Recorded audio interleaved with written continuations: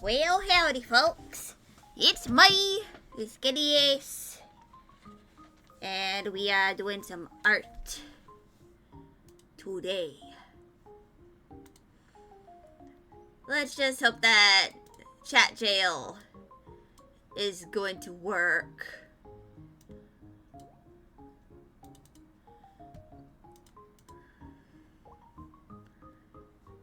You know?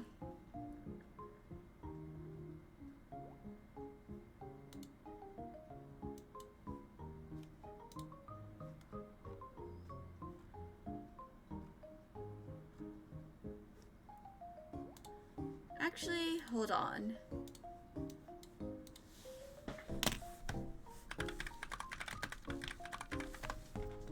Will that show up? Well, yeehaw, let's go.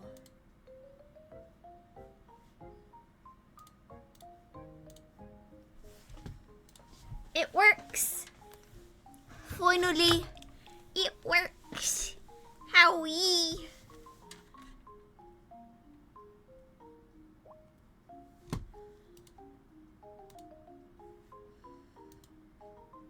But yeah, I don't really have like a specific plan for stream. I just wanted to draw some sillies.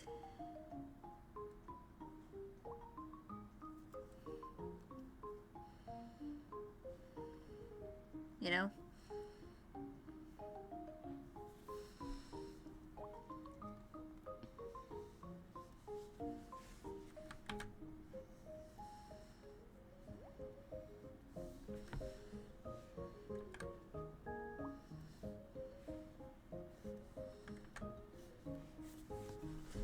Actually, there's something I should probably like get out. If I can find where I put it.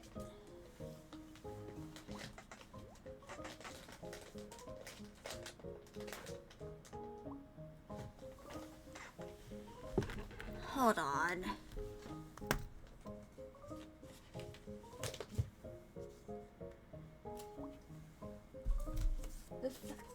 Fuck a sticky note.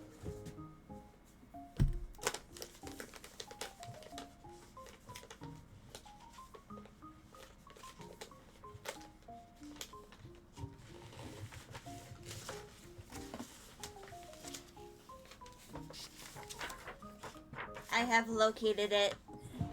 I'm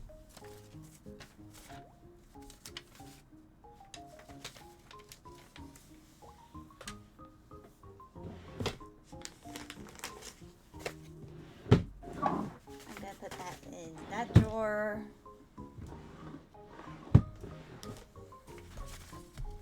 Then put the dictionaries back.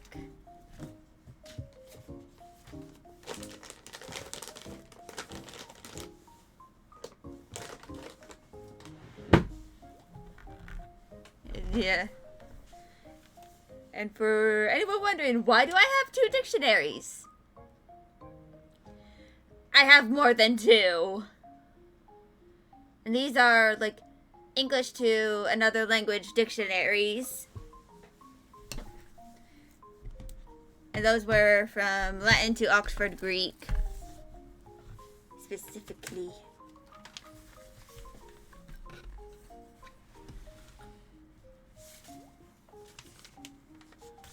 Okay.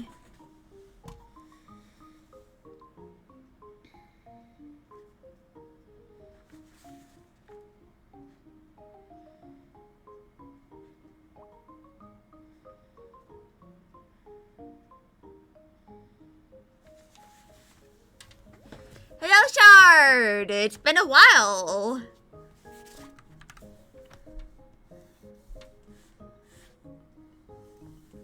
I'm drawing some little characters of mine.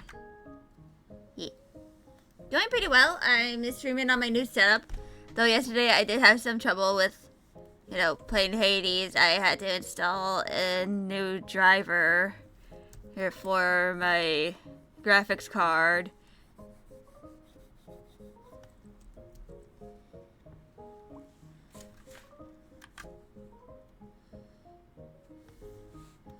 Actually, hold on. gonna put this back. Yeah.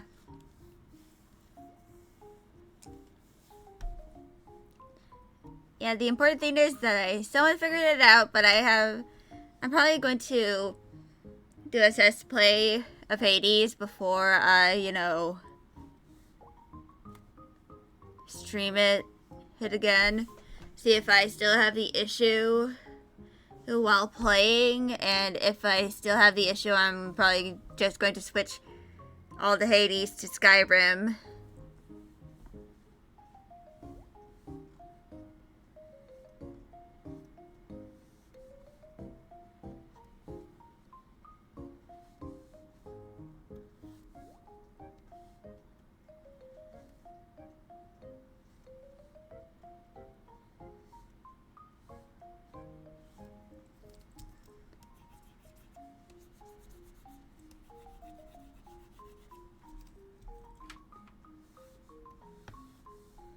Yeah.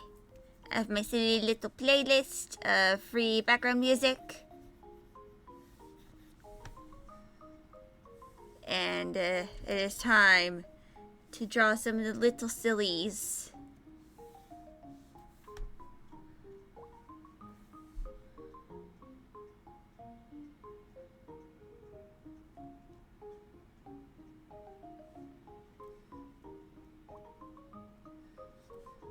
Also, I'm fully aware that this hand looks kind of bad, but it will be refined later.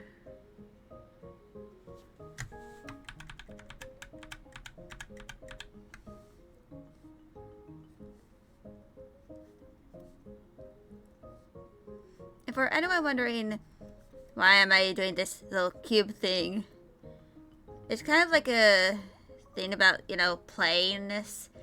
Because there's like multiple planes to, the human anatomy, especially the face. Like the eyes and the nose and mouth are on different planes. And I didn't know about the planes thing, but I find that this kind of like helps me a lot. With figuring out,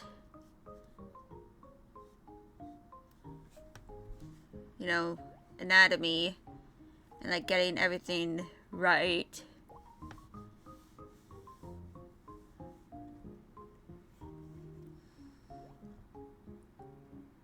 Yeah. Hopefully the testing for Hades goes well too. Because I really hope that I don't have to install Vulkan fully and like have to do a tutorial for that.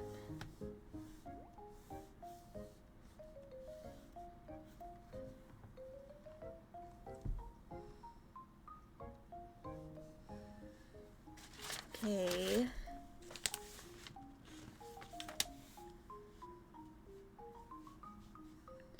Hold on.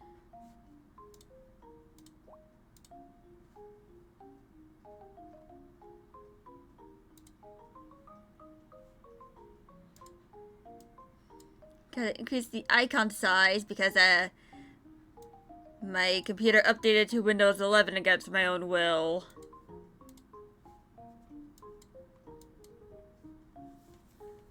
And therefore I gotta do some stuff.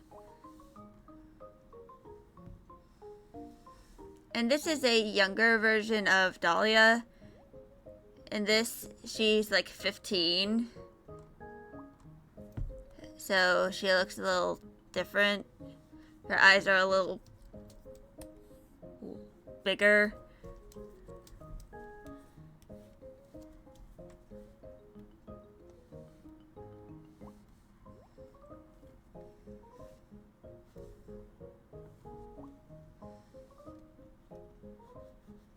But she is still a bit of a grump. She's kind of always been a grump. And if you had a mother like hers, you'd probably understand why she's a bit bitter.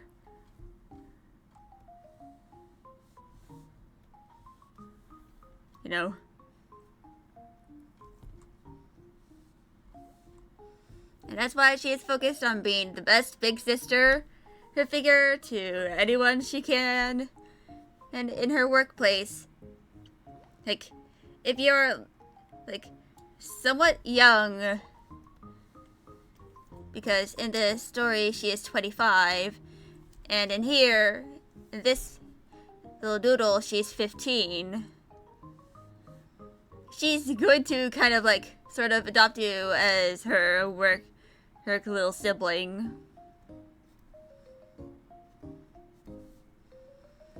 And you have no choice in the matter.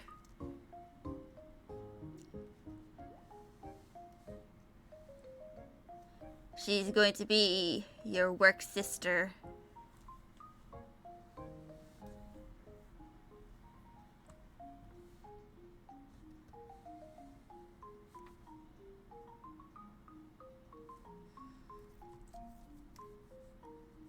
And even outside of work, she will be the best big sister that she can be. Because she is waiting, because she is, like, trying to, you know, figure out how to be the best sister that she can be when she eventually reunites with her actual biological sister. She's just trying her best. And the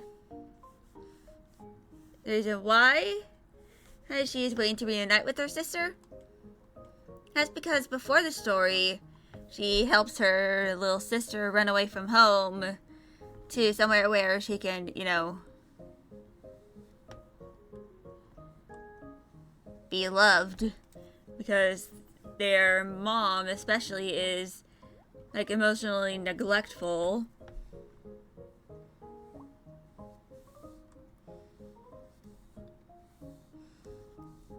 And obviously, that's not the best environment for any child.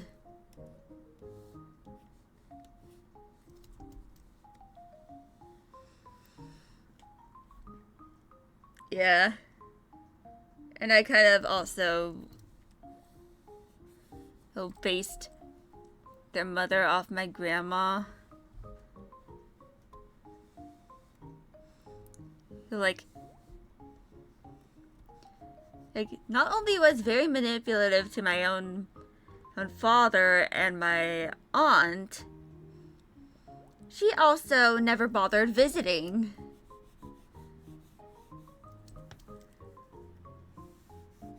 Even after being caught up by her own little sister, she still preferred going to Mexico over visiting her own grandkids.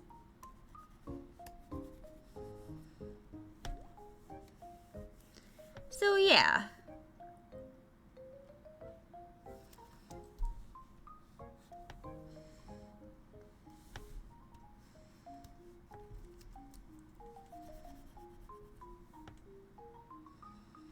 These eyes look a little wonky.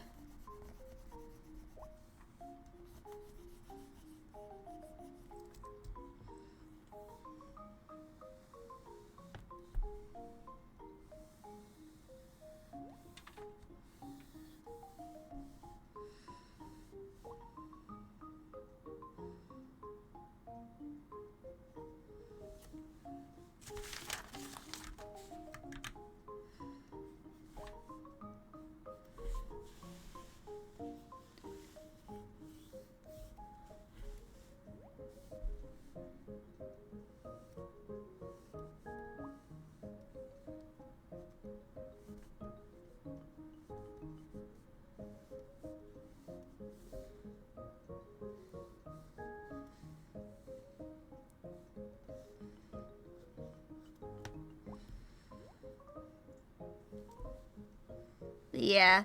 I actually have an idea for a, sort of prequel for, this main story. Of Patchoulie's revenge, which is what this character is part of. And it's referred to as Lavender's Requiem. Because that is, like, it's kind of like mostly for world building, of, You are the ghost frog. Be afraid. Ooh, no! The ghost frog! Oh no! The ghost frog! Oh no! But yeah. In Lavender's Requiem, this is like the story of when, Patchouli is, escaping from home. And actually, I do have a Google Doc. Wait, no. Wrong folder.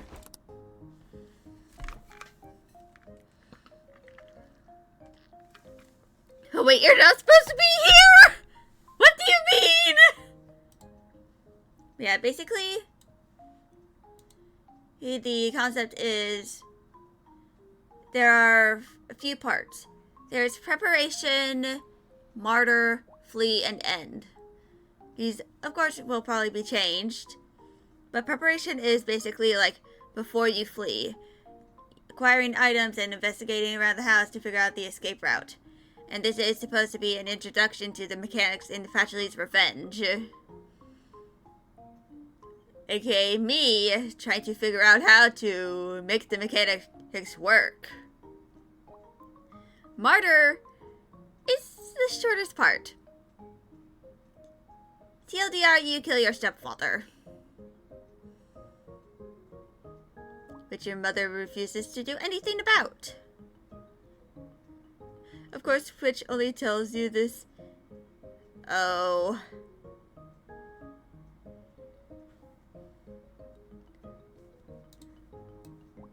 Apologies. But, you're gonna get bonked.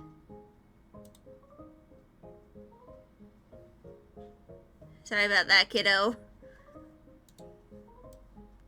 But yeah, flee is the longest part.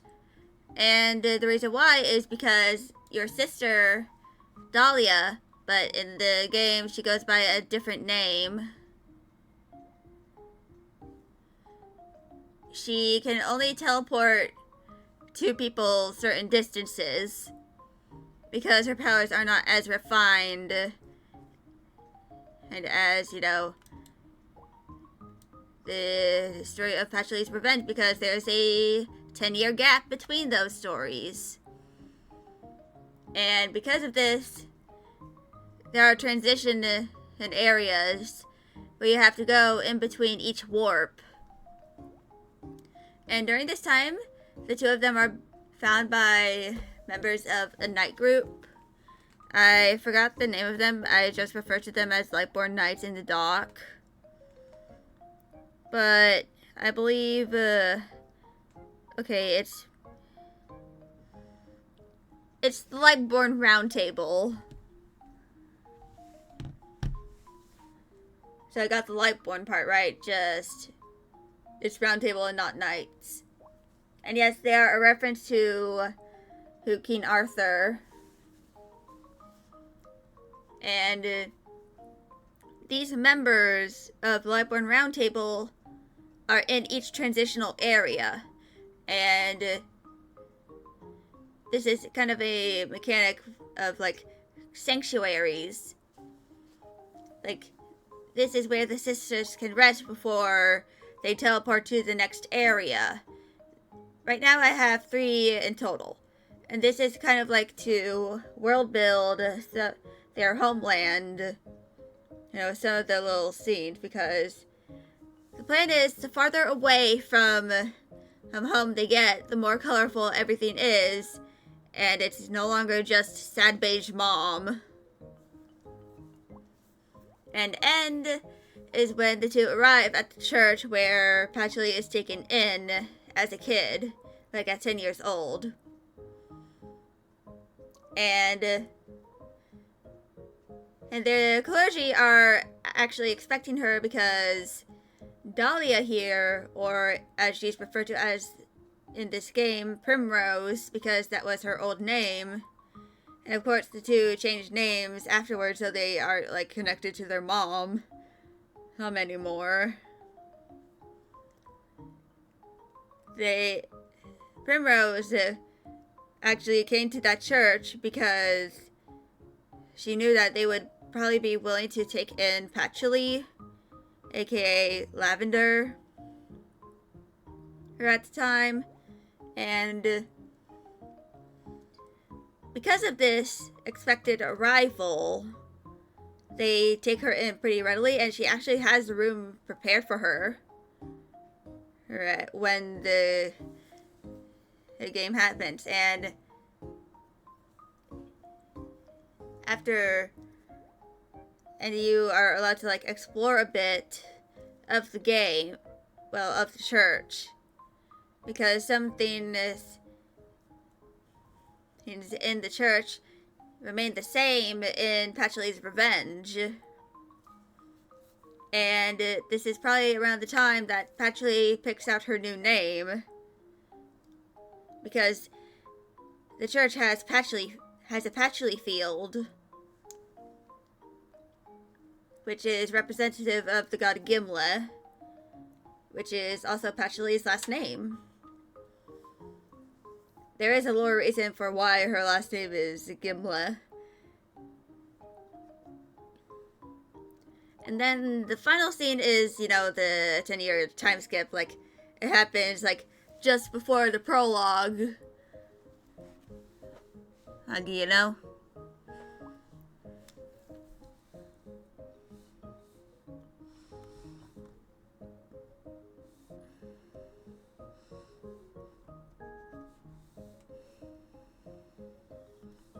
So, yeah.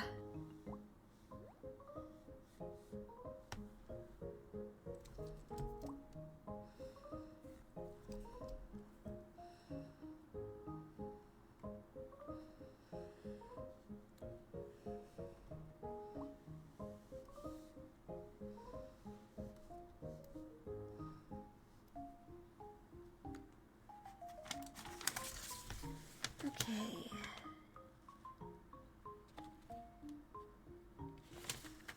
So, Dahlia sort of has this, yeah. Glad you think it sounds interesting. But yeah, her design kind of stays similar, like relatively the same between the two games. Other than, of course, getting taller. Her hair and, you know, her horns becoming more defined.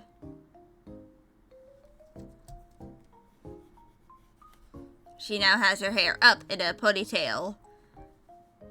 And, like, in the prologue game, or prequel, her hair is down.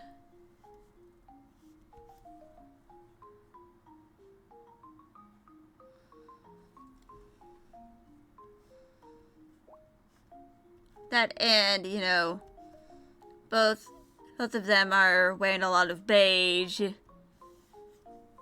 kind of like symbolize the control that, you know, their mother has over the two of them, and not allowing them to like express any individuality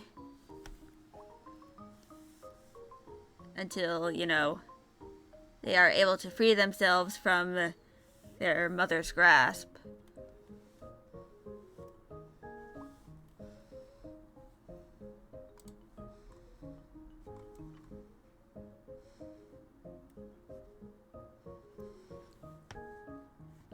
And, yeah.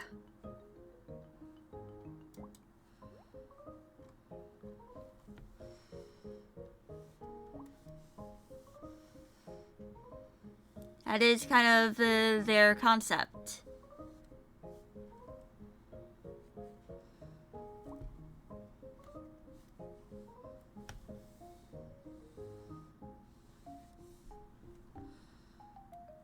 And of course, there are examples of good parents in the games as well. Like, the character Fennel, well, his parents are kind of like So Dahlia is kind of like a big sister figure to Fennel as well. He is not immune to the coworker big sister, her dynamic. But she actually is kind of like a family friend of the mom. And spends a lot of time with Fennel's younger siblings. Especially his younger brother, who is, trans. Like, I decided how to give Fennel.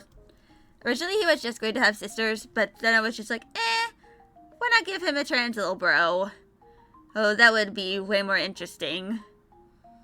And representation. Exactly.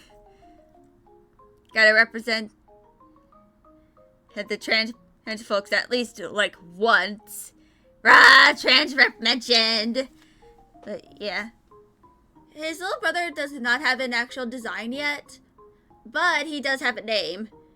And, of course, just like Dahlia and Patchouly's last names, his name is also a Fire Emblem reference. His name is Leif. L-E-I-F.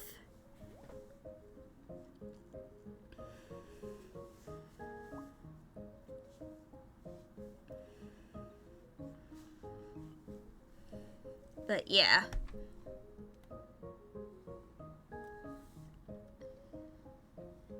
And Dahlia is just like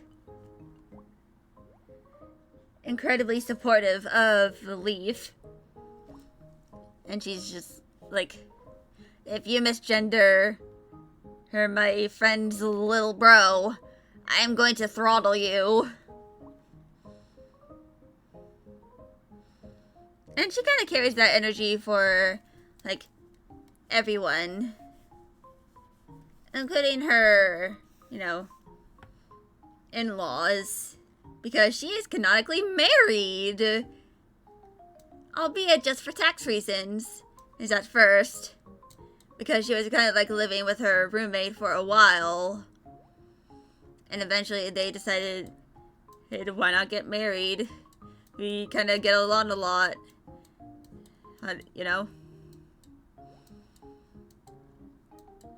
And she kind of became an aunt figure to her nieces and to her friends' nieces and nephews anyway, so why not? And for anyone wondering, this is Dahlia's wife. I kind of need to change this to wife, and married. But actually, I could probably do that right now.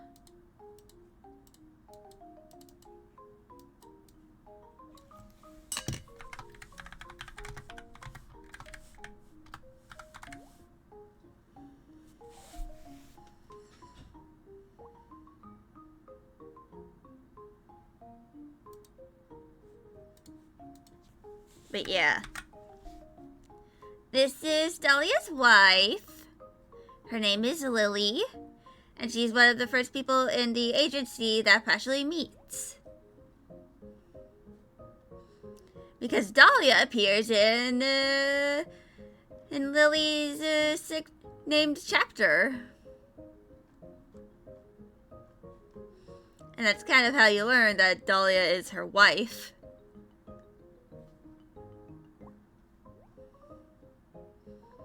And the reason why I gave her this outfit is because it's, lab safe. She does dress in more revealing outfits. But she's also very much a proponent of lab safety. Because, she is a lab tech. And yeah, she's just like, you better be lab safe. Wear stuff that is lab safe. Or else you will be throttled.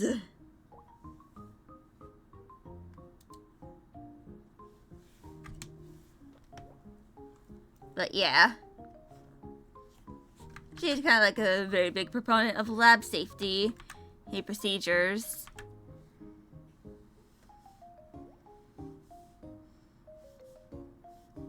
You know, because even if you think it's a little dumb, it's gonna save your life if anything goes wrong.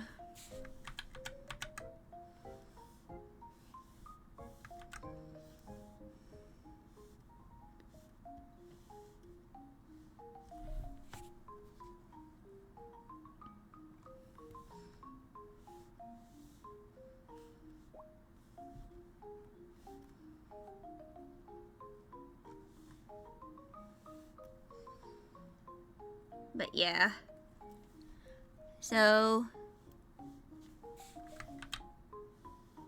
Dahlia, I don't have a last name for, their old names because one, I didn't really want to bother with it, and two, I am lazy. I still haven't figured it out. I kind of want to go with like a Nordic god. Kind of like what I did with Dahlia and Patchouli. But part of me is just like give them the last name Grima through their father.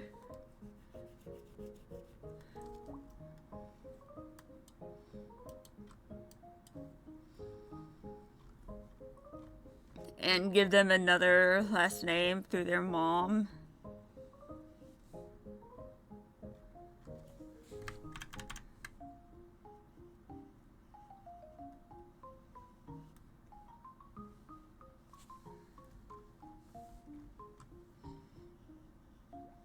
I probably need to make like an asset for myself of Dahlia and Patchouli's eyes, since their eyes are kind of complex. Like, as you can see here, there are like 2 rings surrounding their pupils,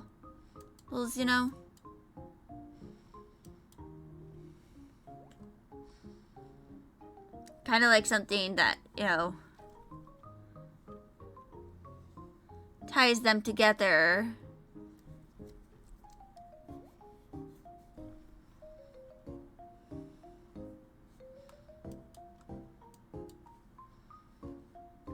As family.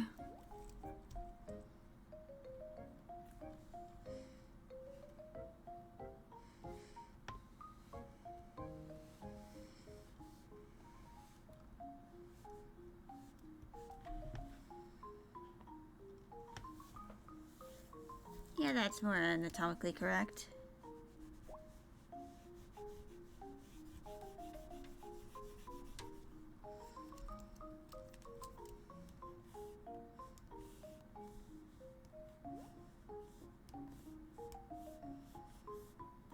But yeah.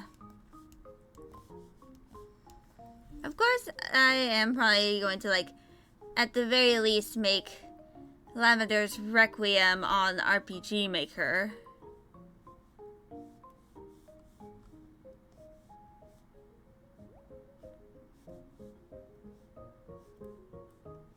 Kind of like figure out, game dev stuff before I, try and, like, do anything significant with Patchouli's Revenge.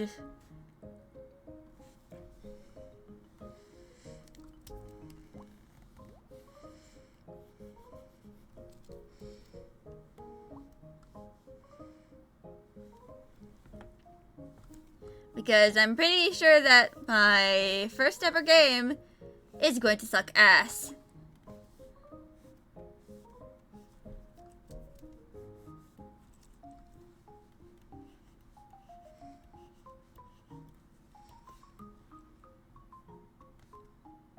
Like, the only coding experience that I currently have is the fact that I took a computer science and selective back in middle school.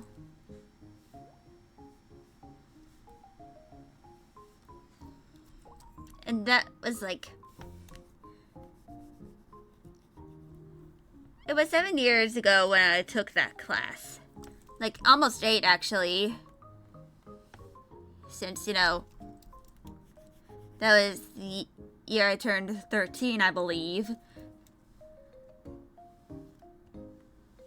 So it's been, like, 8 years since I, you know, did really any coding. You know, at all.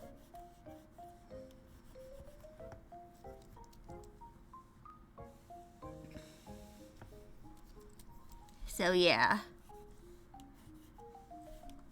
And if I was able to, I would definitely take some coding classes at my college, but I kind of need to get some prerequisite and required classes down. Even though most of them are currently unavailable.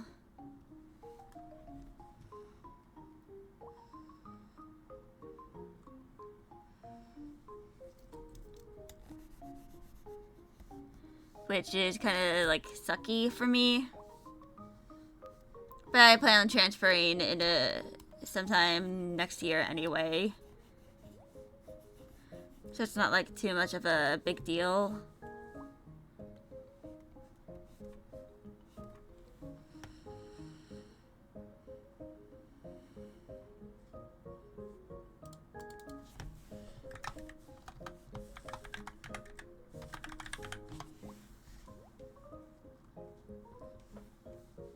And of course she does look a little skinny here because, you know, gangly teenager. Like growth spurt. Her butt hasn't really like fully gotten, you know, used to her height.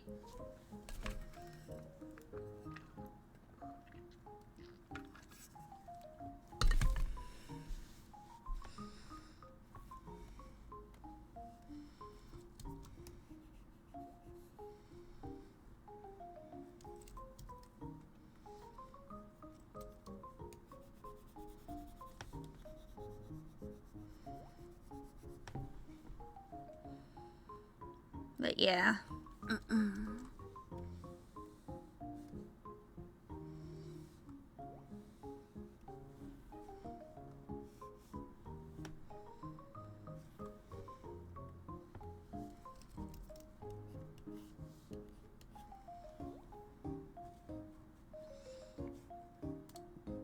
That shit.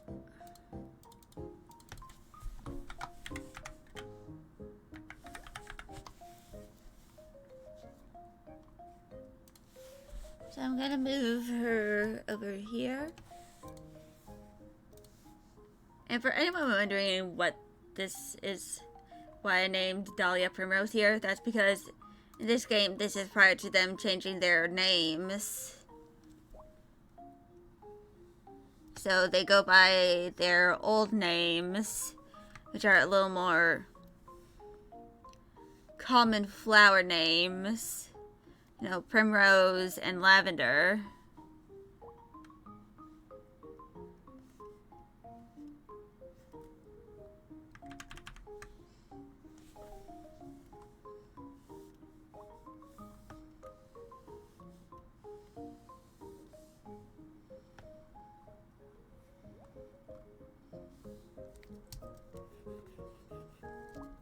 And of course, they eventually pick out their new names later on. Lavender starts going by Patchouli, which she eventually has changed to her legal name.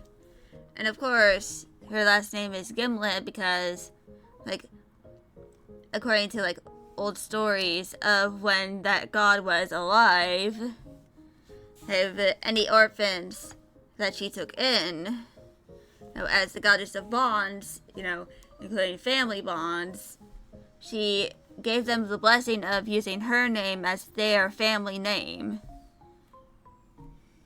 Yeah. Gotta go to work now. Good luck at work, and hopefully my stream will go well. See you later. It's short.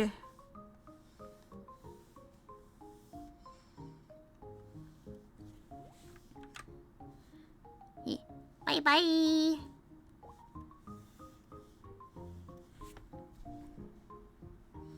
And I actually have a kind of concept that I made for childhood, Patchouli and Dahlia. And they kind of look a little frumpy.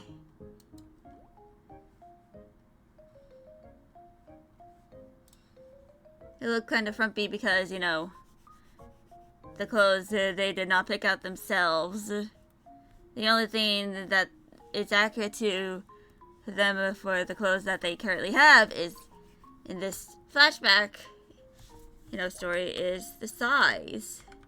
The size is accurate, but the style is not. Because their mother is a sad beige mom.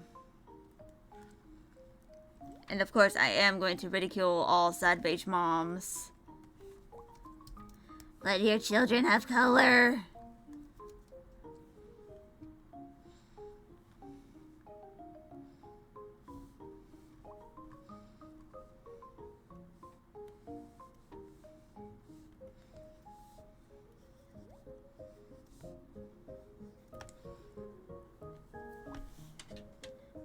And as Patch in here, she is, prepubescent, or just entering puberty. Her horns are way less defined as compared to how she looks, in Patchouli's Revenge.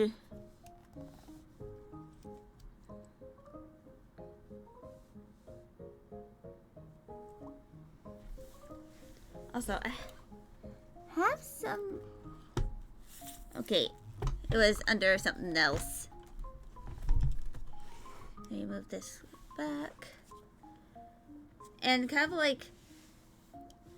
so, after the martyr, her sequence, or the part of Lavender's Requiem, she kind of absorbs the soul of her stepfather.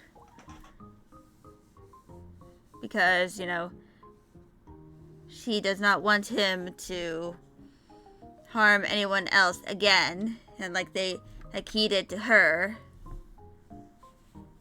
And because of that, her powers go a little haywire. So for the pretty much near entirety of Lavender's Requiem, her face is covered in eyes.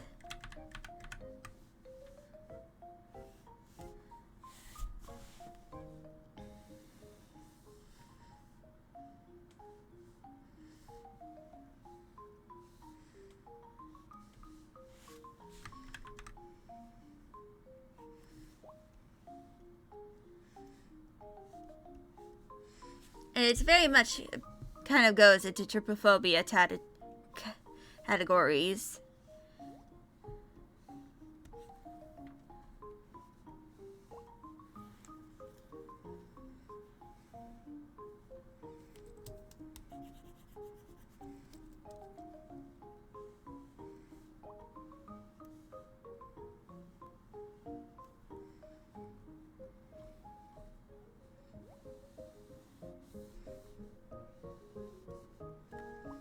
And of course, she doesn't really have the lashes that she has,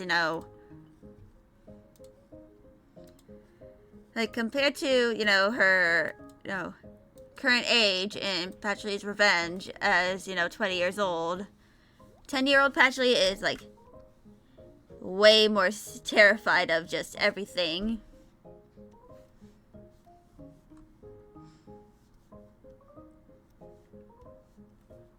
And just full of anxiety and kind of needs therapy. Which she does get in the story. Albeit during the time skip.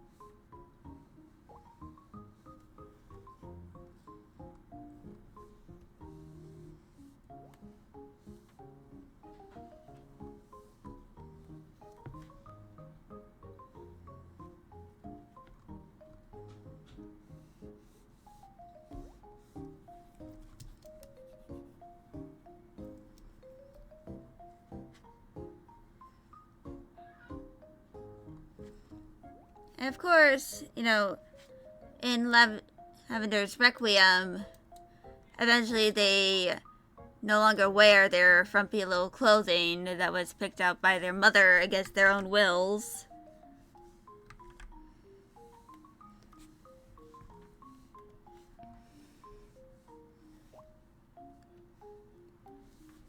Because, you know,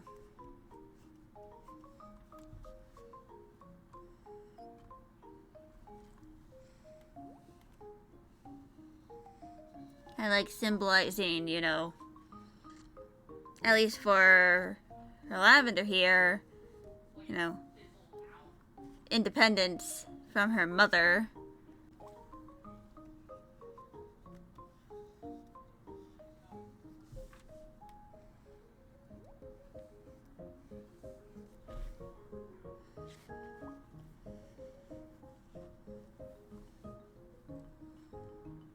And of course, the eyes on her face, you know, will eventually return. But, you know, a little more orderly.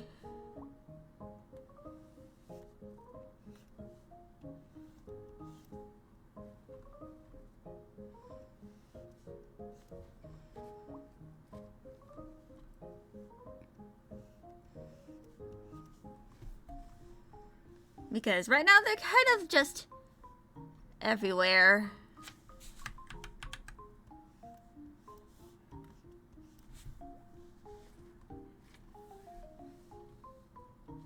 As a consequence of her powers going a little haywire.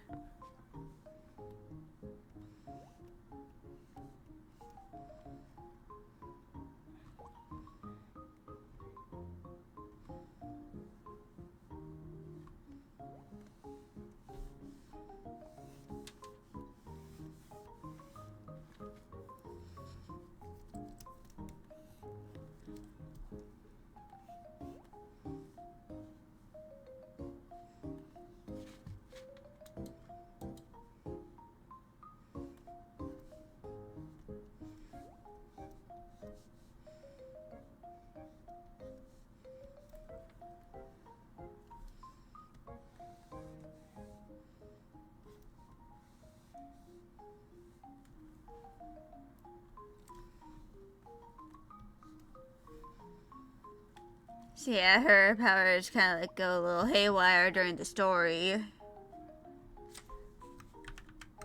And now she kind of has to deal with having a bunch of eyes all over her face.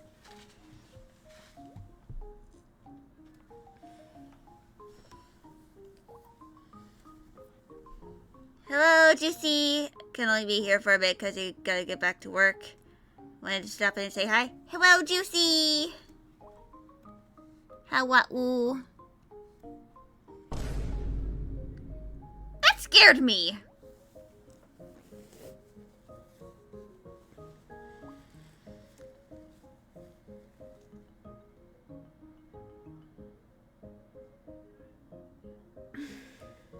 It always does. Yeah. Because I don't really expect it.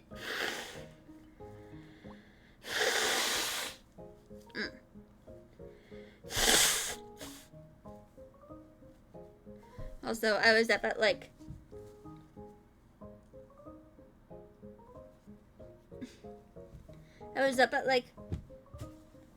4 a.m. trying to help my mom assemble her IKEA desk. And eventually we decided to just take a break.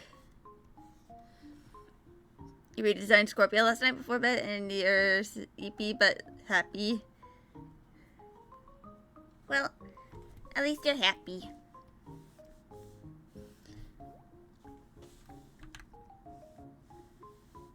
Yeah. She's Gwen now. How ye? She Gwen. And hello. How ye?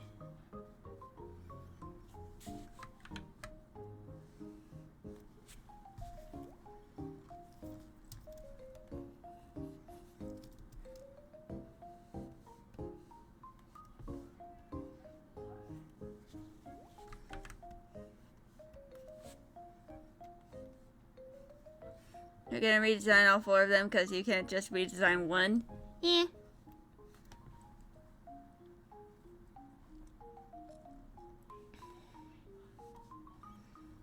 Shaking your fist.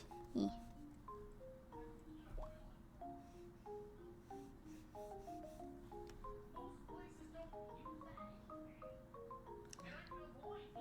I can hear my brother. I really hope y'all can't hear him.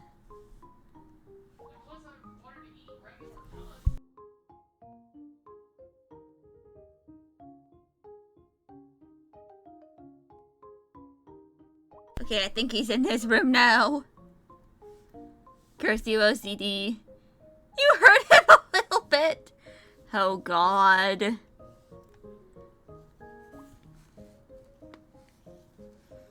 Unfortunately, my brother is loud.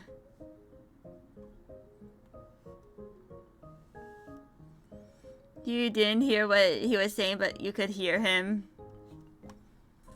Yeah, unfortunately, my brother's autism makes him loud.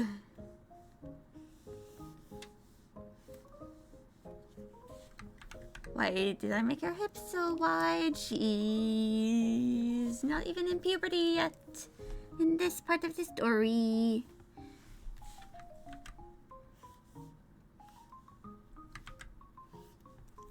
Your younger brother screams while playing video games, so you have to imagine what you heard when he wakes up in the morning.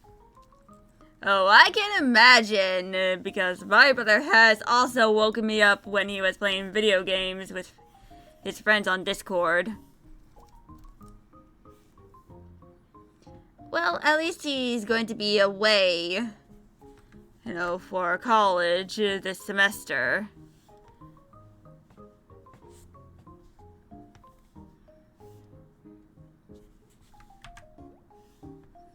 Loud screeching ensues at 9 a.m. Oh, God. Luckily, my brother is usually not awake at 9 a.m. But that's because he is up at like 4 in the morning.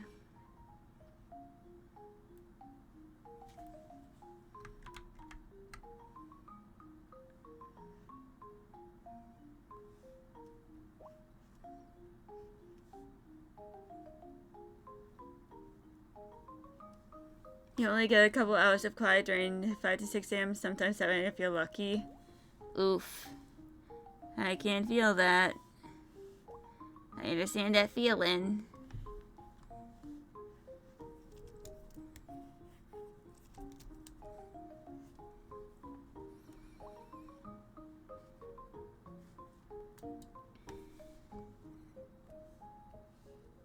Yeah, you wake up at like 5 a.m. used to be 4 a.m. That's pretty early. Like, even when I was waking up in high school, I woke up at 6 in the morning. He is a scoundrel. Maybe he needs like a sort of talking to. You go to bed at 7 a.m.? Oh, God.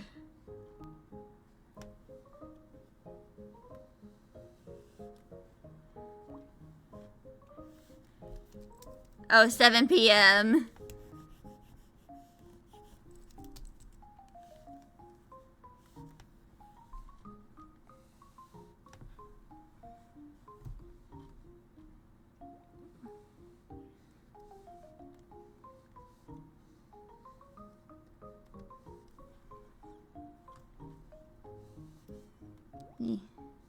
You meant 7 p.m.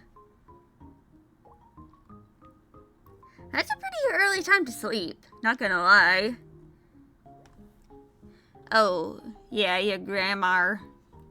The grandma.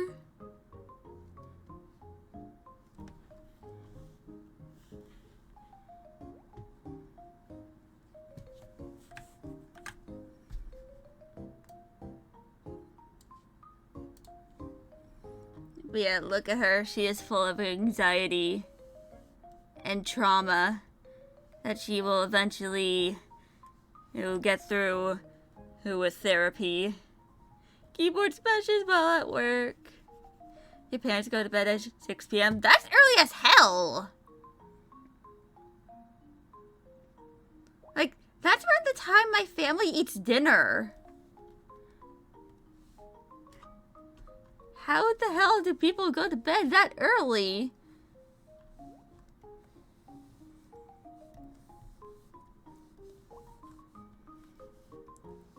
You're always first to fall asleep at sleepovers?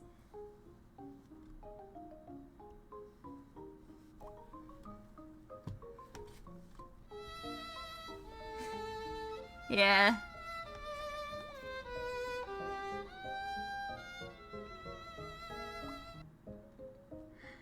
Yeah, poor Juicy, falling asleep early. Meanwhile, I literally went to sleep at 4 a.m. today. Partially because I was helping my mom assemble IKEA furniture. And sometimes my mom doesn't fall asleep until like 11 in the a.m. So yeah. My family is comprised of night owls.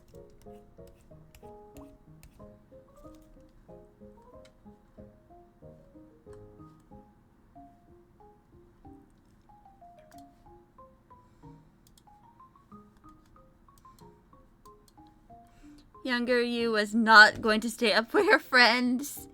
Yeah, that's understandable. Although, sometimes when you're sleepy, you are sleepy. They used to beg you, but you were already out. Yeah. Like a light.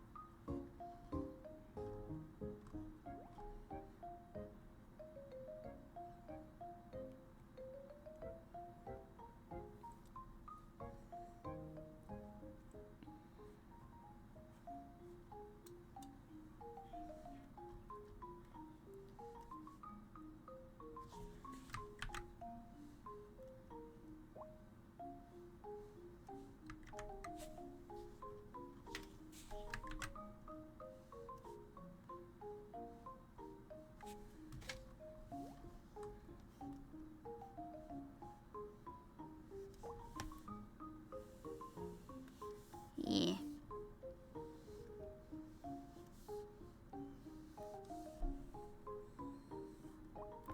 I mean, sometimes, like, especially when you're young, you need that rest.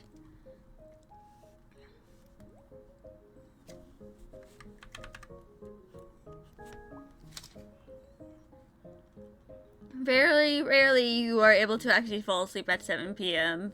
Yeah.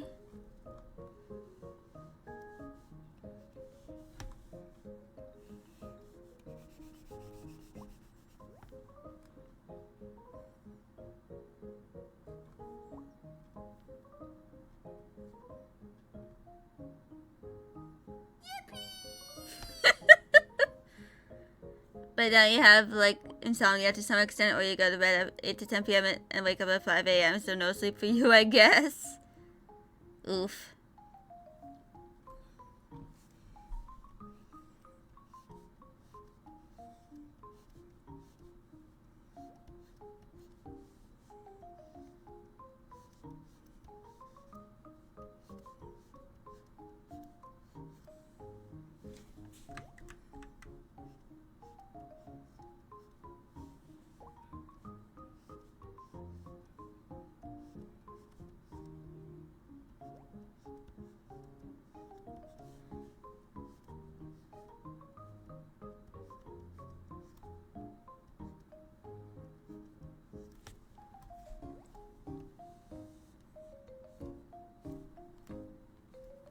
And giving them them folds on the skin.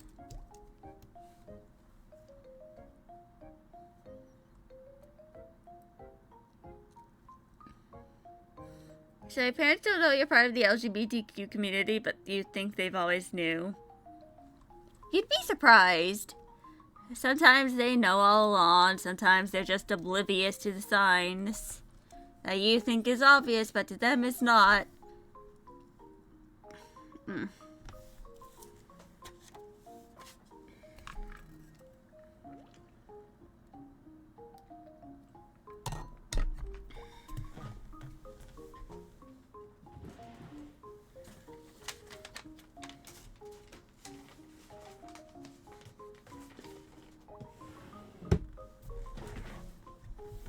Never brought it up again.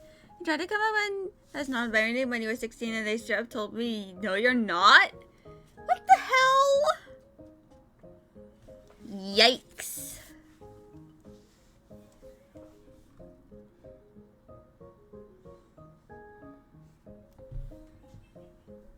So they're kind of like in denial. Or at least they're somewhat ignorant and, you know, about it.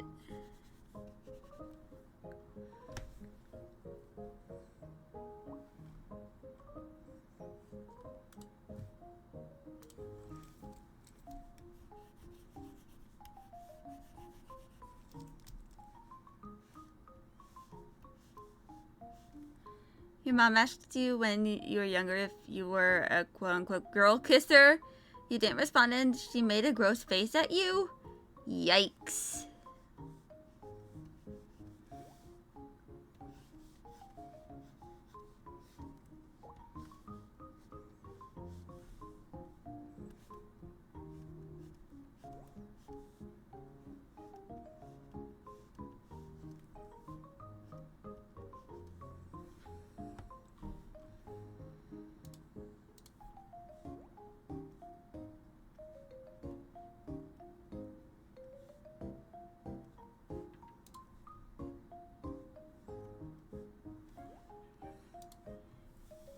That's kind of a yikes, to be honest, Juicy.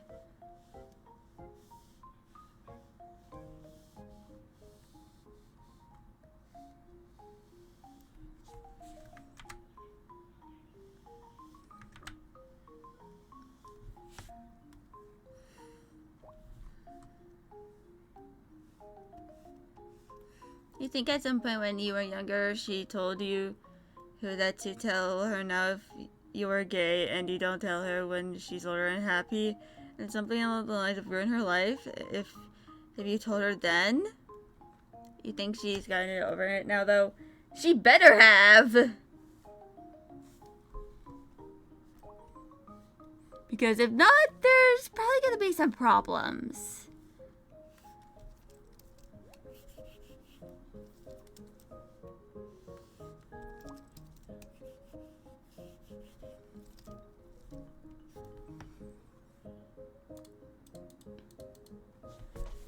You seen the non-binary pin you have? You found it at school when you were 16? Cool.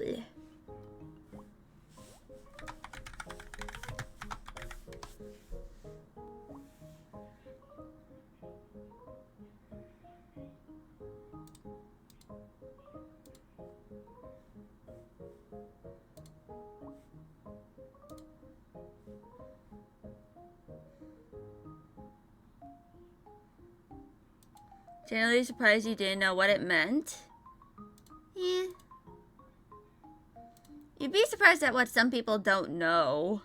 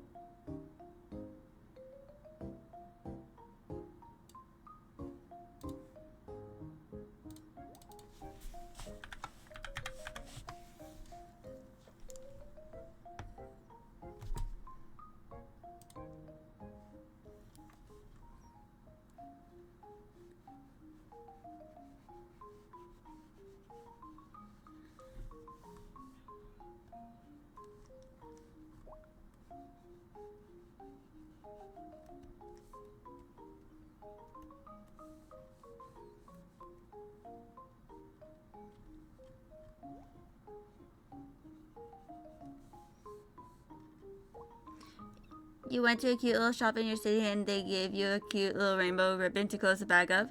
So you feeling with it, held out her hand and said, "Give me your bag. I know what you want in there." She also thought you acted because it was gay. She's just a little silly, guys, you swear.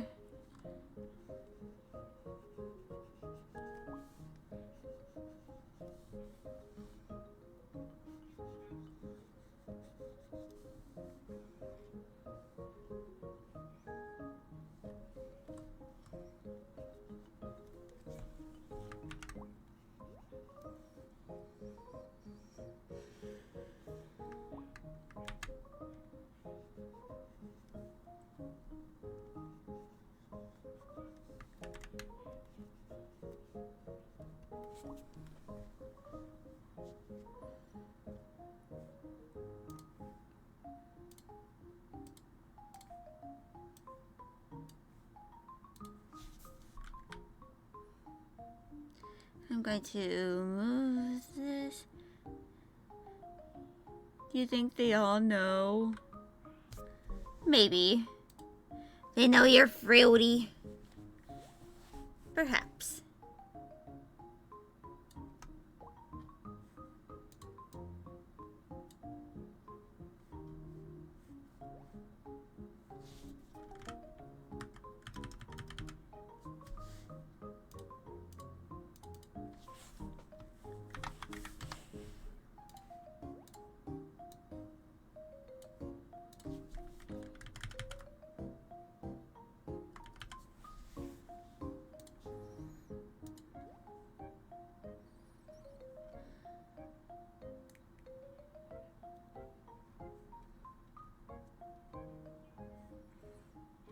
Scatter.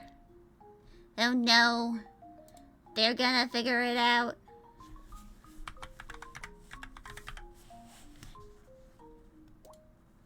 Everybody won!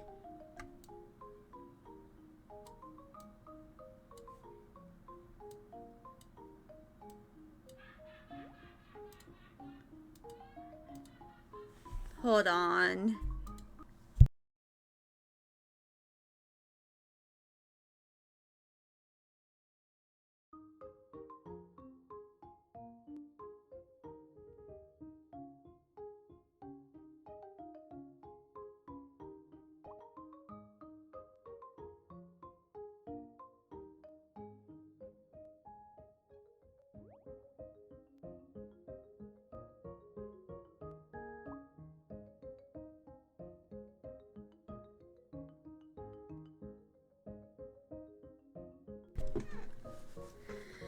Sorry about that. I had to tell my brother that y'all could hear him.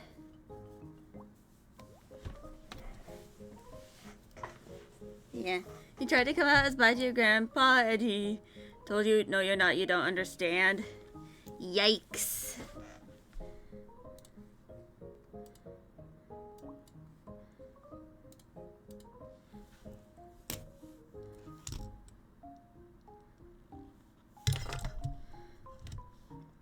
Yeah, he was laughing in the background.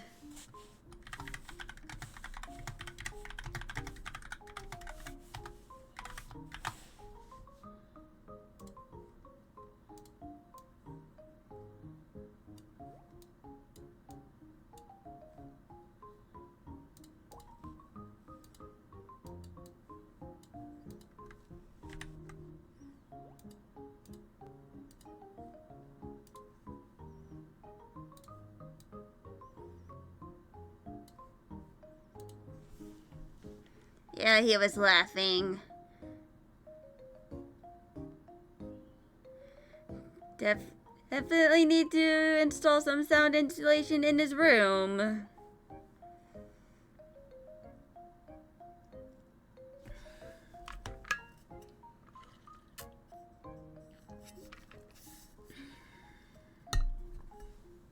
Nothing like your fam telling you you're not LGBTQ. Yeah. Fortunately, my parents are relatively understanding since, like, my mom, you know.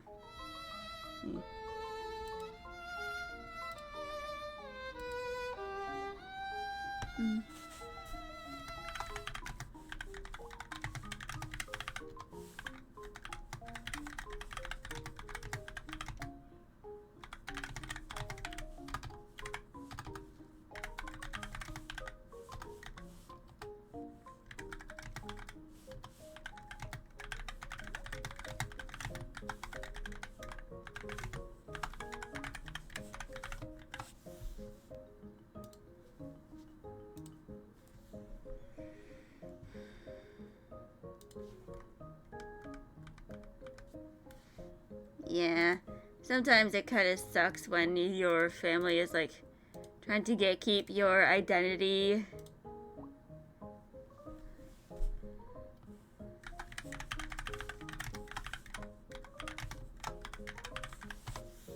Little you getting told that you're not a LGBTQ sad hamster.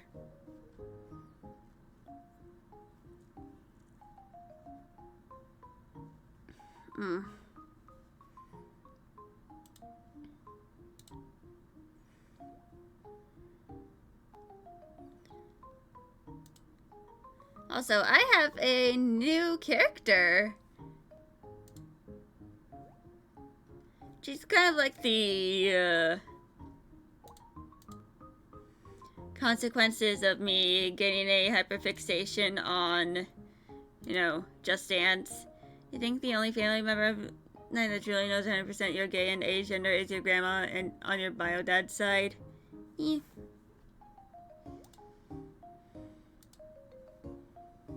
So this is Asphodel. She's a Just Dance fan coach. And she is a fashion designer. And yes, for anyone wondering, Just Dance actually has lore. Yeah.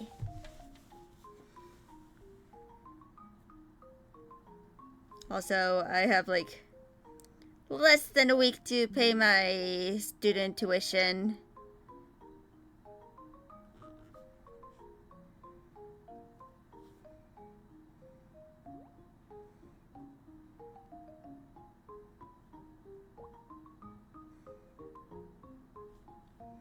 And I made a whole new, I made a whole nother section on my OC Inspo board on Pinterest for her. Yeah, Just Dance has lore. I'm not joking. It has lore.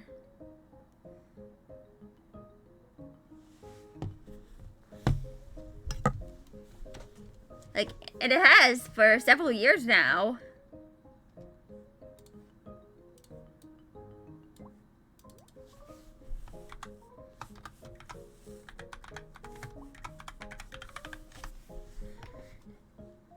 Yeah.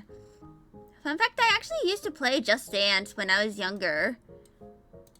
I haven't played it in years now. Like, the most recent game I have, which technically my brother had, but he never opened them up, so they were still in their original plastic jail, is Just Dance 2021. And, yeah. You have to get back to college on the 12th. I get back on the 26th.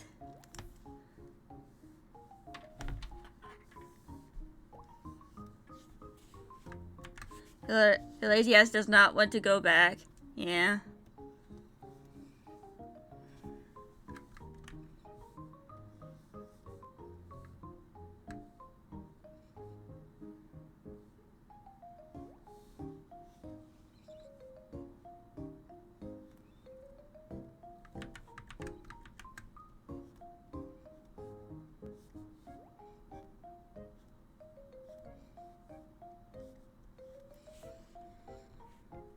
So, this is Asphodel. She is mostly based in Dance City, which is one of the dance verses. But she also she kind of offers her service across all the dance verses. The urge to be a marine biologist is strong. Do it. The fishies.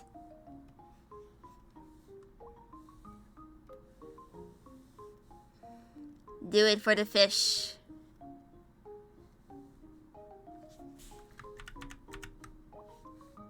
You may figure out something that the others have not.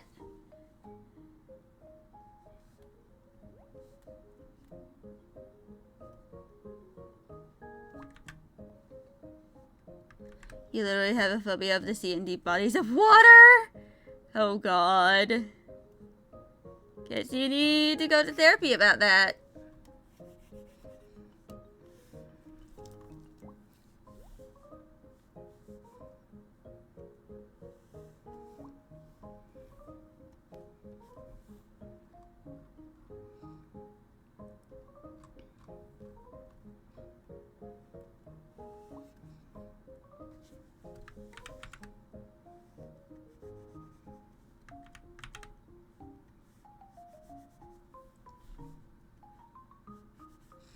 cat merformers could be real.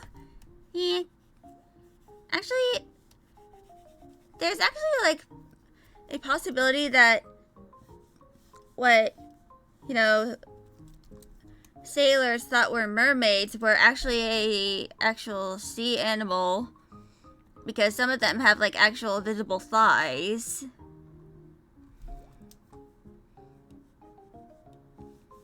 I believe, like, beluga whale was the example.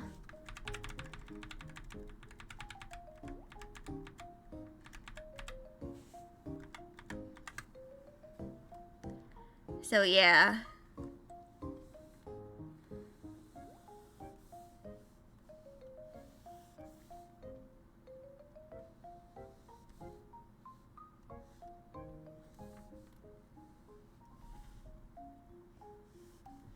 Yeah.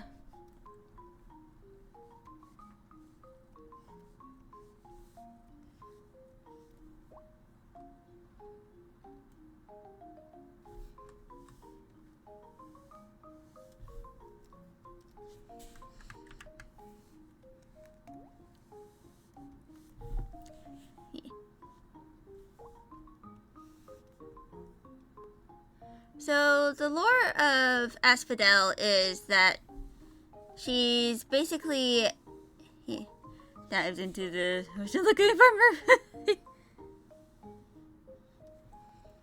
So the lore for Asphodel is that she is a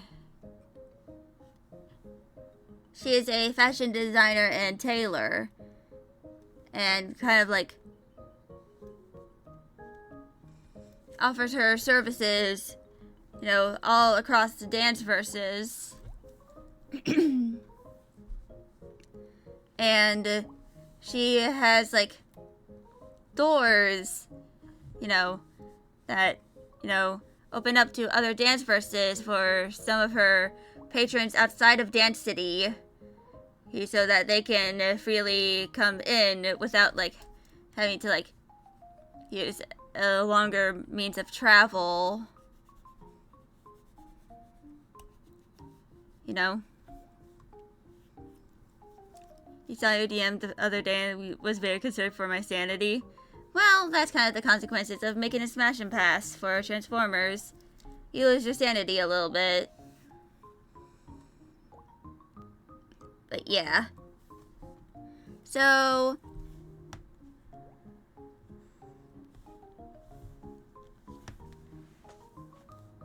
basically her concept is that she's kind of like the physical manifestation of, like, the Dance Flow and Dark Flow.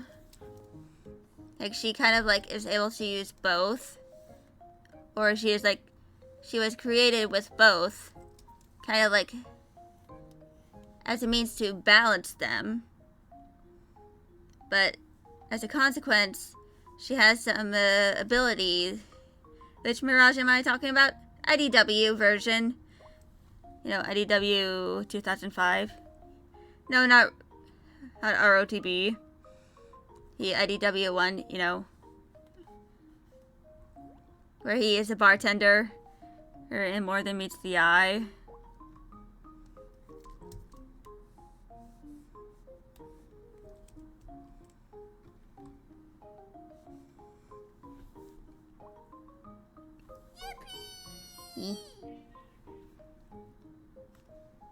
But yeah, so part of her lore is that Asphodel, I'm not sure which dance verse she is, like, originally found, but she is kind of like she is an orphan because she technically doesn't have, like, proper parents, as she's the manifestation of something. It's alright, Juicy. The messages are going slightly slower today. Yeah. But, yeah. So, Asphodel originally was kind of nameless. And she, you know, was kind of malnourished because she has a cleft palate. kind of like a little hiccup in her creation, which is how cleft palates happen. You know, while the fetus is growing, sometimes there's a little bit of a hiccup up in the process of, you know, the formation of the face. And that leads to a, you know, cleft. Gotta go. Alright. Hope you survive at work.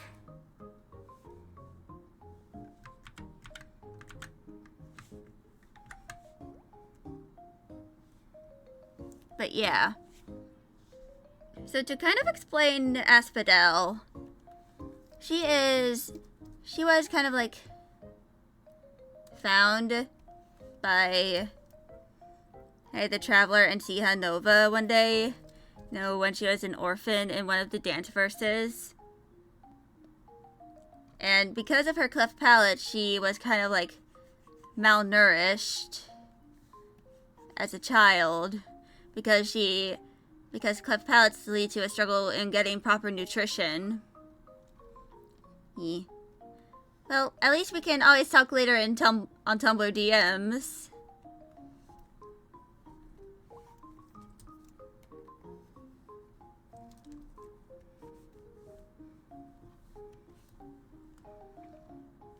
But yeah, she is found by Sihanover and the Traveler. And given that she kind of had nowhere else to go, the two of them decide to take her in as kind of like one of their own. And they, you know, help get her treated for her cleft palate. And kind of like try to make sure she is as welcome as they can have her be. And of course, Wanderlust would probably be like stoked to have a little sibling because, you know, someone close to his age, you know.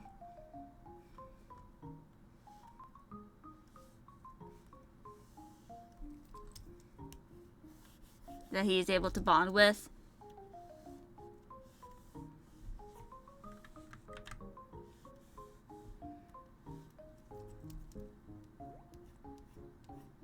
And then their parents could probably like detect the amount of flow energy in Asphodel and probably wanted to like train her so that she is able to like, you know, use it to her best potential.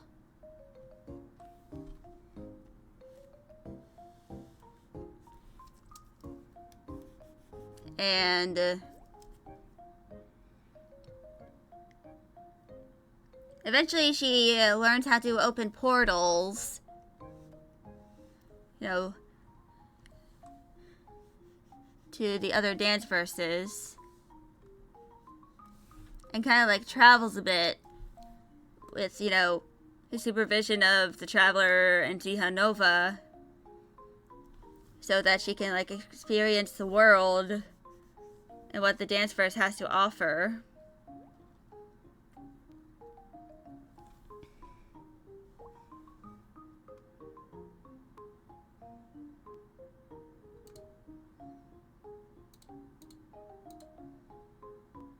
And yeah.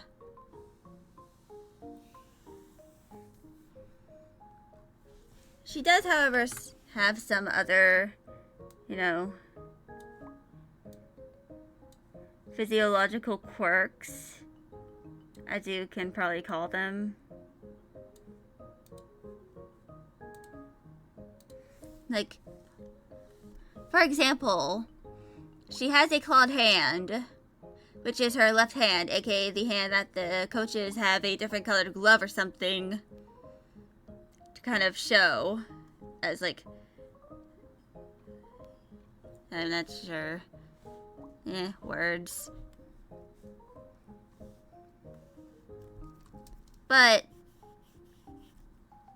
as you can see here, she usually wears like oversized sleeves so that she can cover it because this is referred to as a nightmare hand. And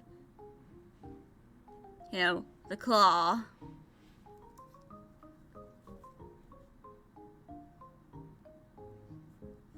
And she is capable of kind of like driving people insane using hallucinations and illusions. But she doesn't use her powers like that. And as I said before, she is a fashion designer. She uses her powers to kind of show her clients what they would possibly look like in, you know, the outfit she is, you know, making for them. So that they can, you know, see how it will look on them. And when it's just a concept, and they can add changes if they aren't, like, totally in love with the concept.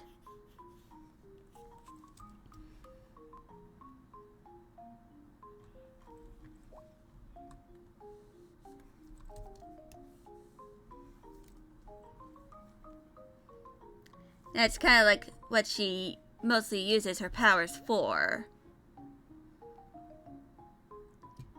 Not for evil, but for the sake of fashion.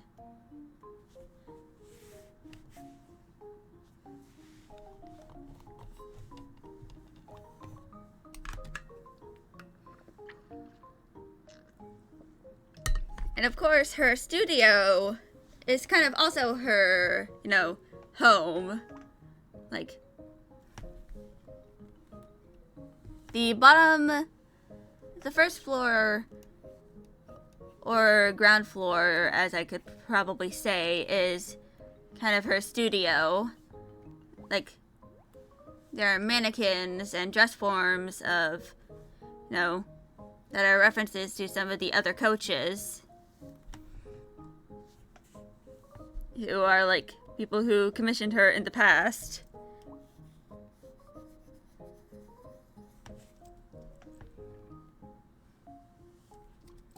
And then the upper floor, which is kind of her apartment or like home, it's a lot more sentimental. Like, there's a photo of her with, you know, the Traveler, Sihanover, and Wanderlust. You know, back around when she was living with them. And, you know, kind of like, you know, around the time that she started really feeling accepted by them, and that, you know, she felt like she had a family.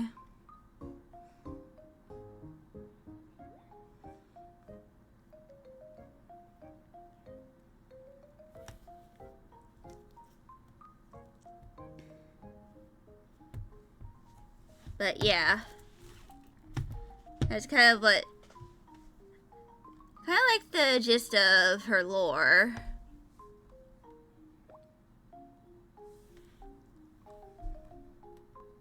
Like, as basic as I can make it.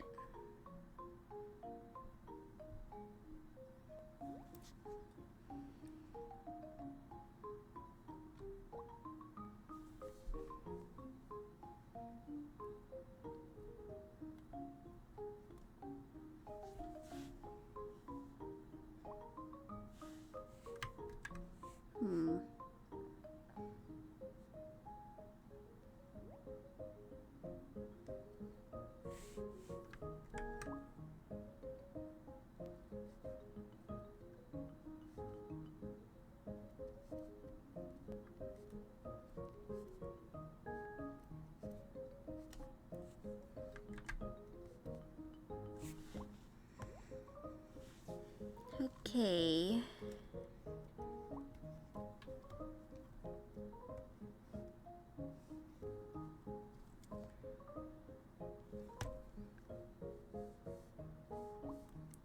So, and of course in Asphodel's studio, there are like several different doors that lead to other dance verses.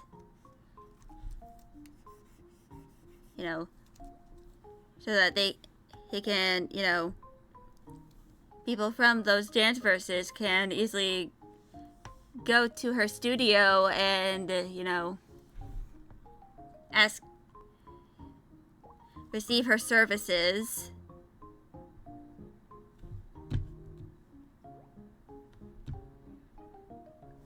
Without, having to use, some other form of transportation that would probably take a while.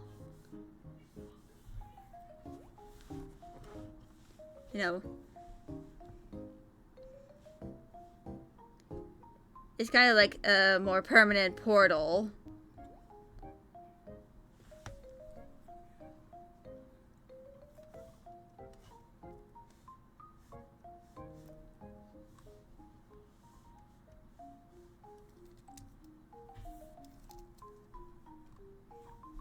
That she kind of uses is to both go to a different,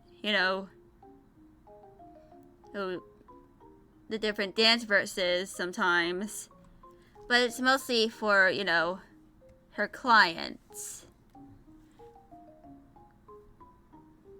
It's kind of for the sake of her clients to access her more easily.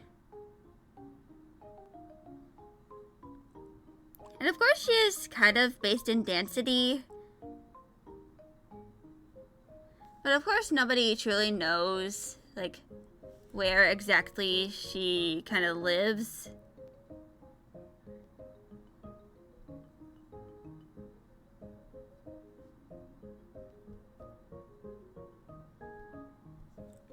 Or, where she is kind of from.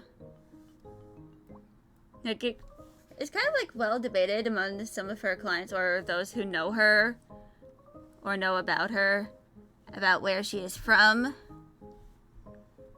Because obviously she isn't really from Dance City. It's kind of a hot debate among some of her clients about where she is from. Some people think she is from Eternix. Others think she's just from space.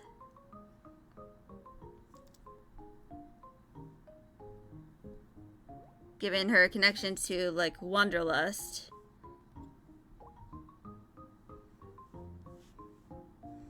Also, I'm gonna install the update on my phone since I need to do that. But yeah.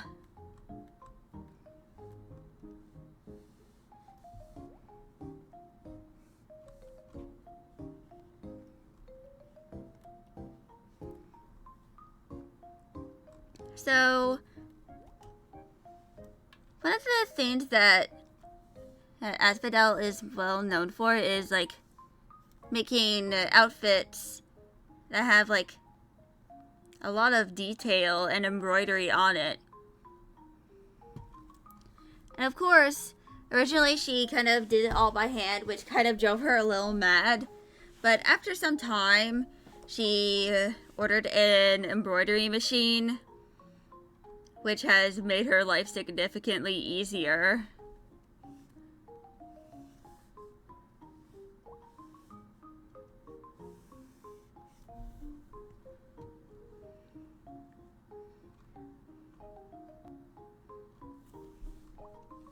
Because she no longer has to embroider a whole bunch of detailed flower her designs.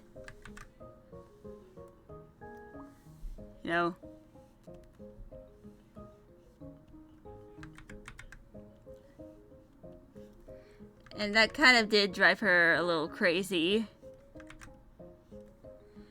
And she's very glad that she is able to have an embroidery machine. Because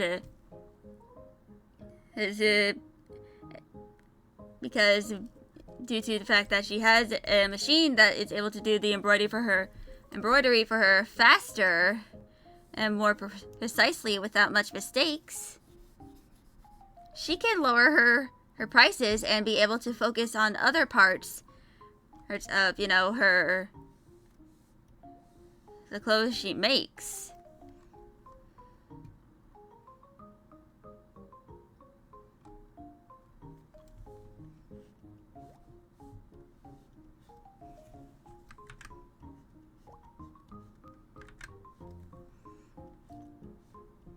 And it was sort of a gift from one of her clients, the embroidery machine.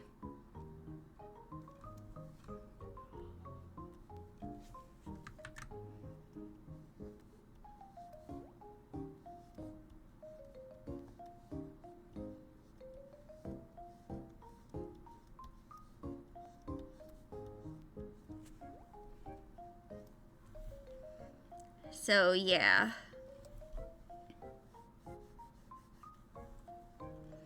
She's like very grateful for her embroidery machine because it allows her to do her job faster. And therefore it makes it less expensive for her clients. And she's able to get it done quicker.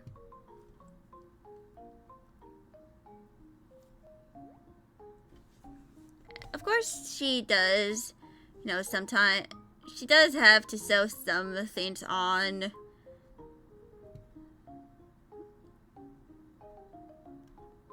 By hand.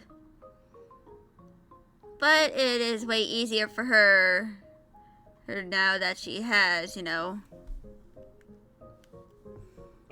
machine that can embroider complex designs for her.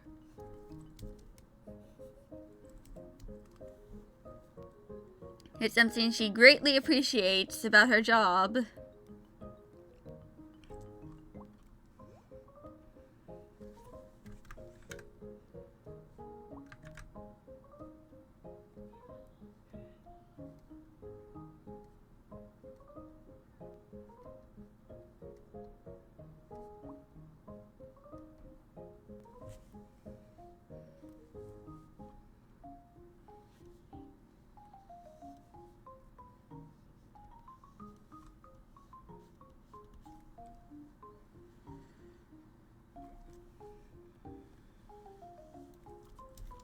So yeah.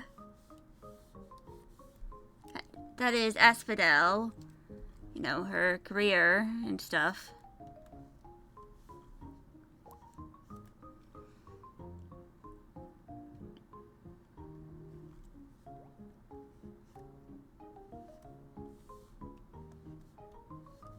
And I kind of gave her a jellyfish haircut. I don't really have any particular reason to give her the haircut, other than it kind of looks cool.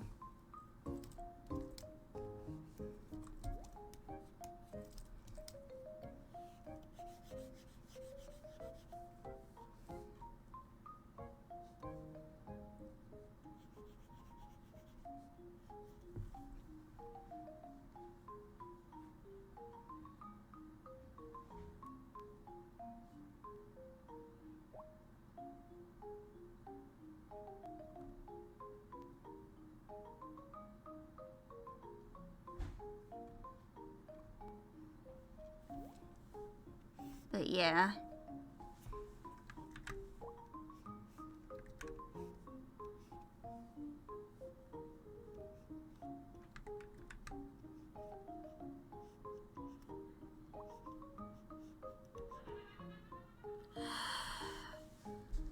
And of course, the brother is loud once again.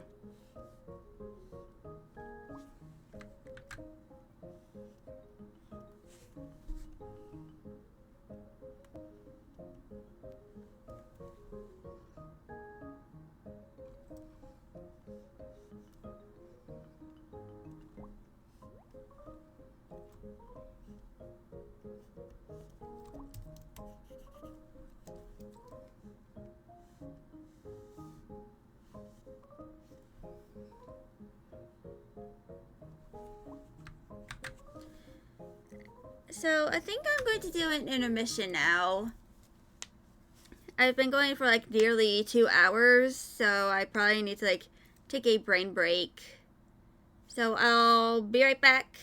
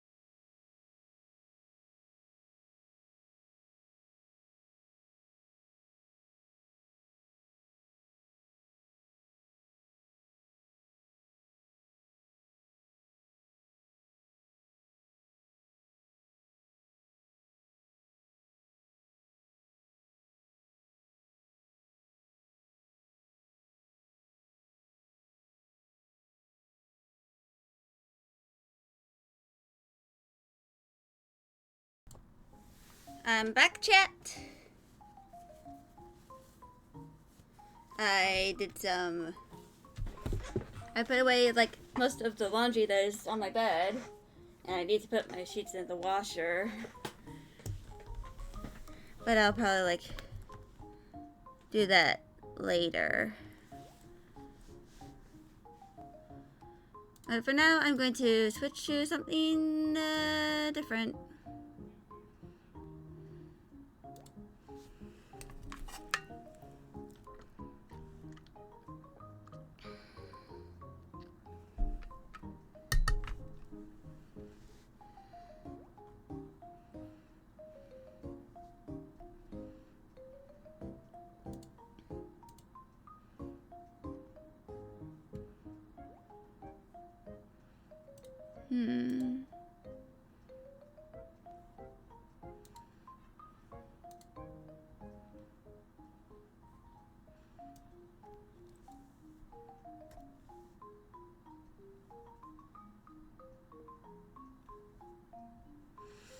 Hmm.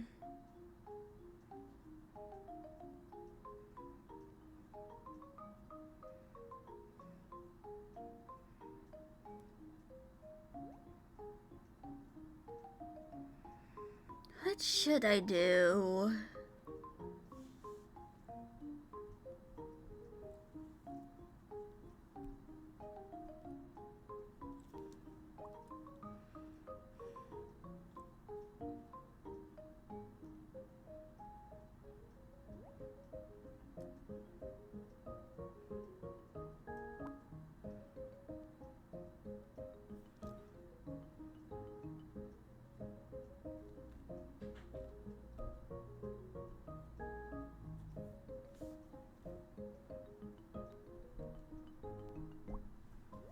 Hmm.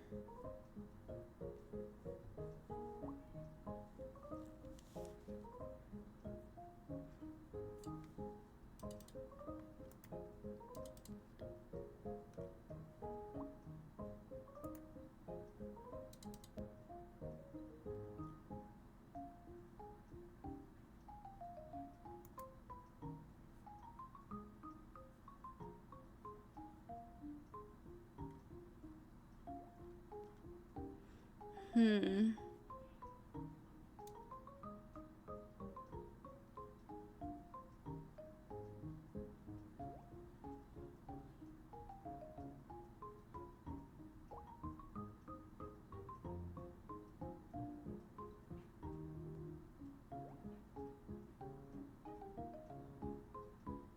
Hmm.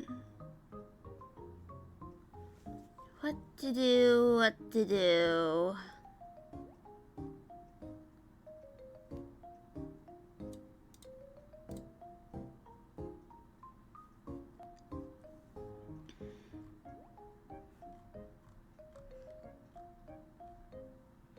By the way, I recently found out that like here there's an actual cloud brush. So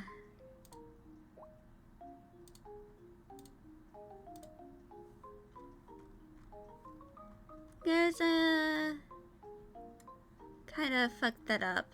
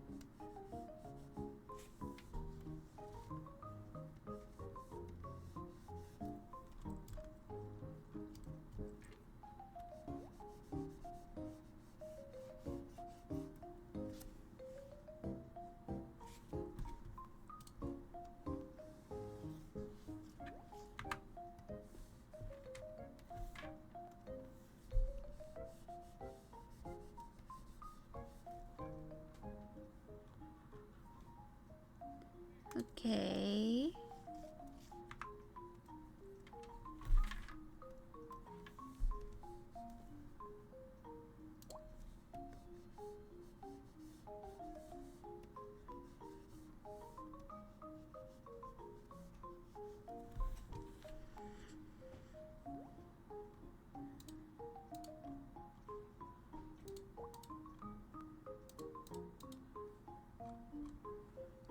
There we go.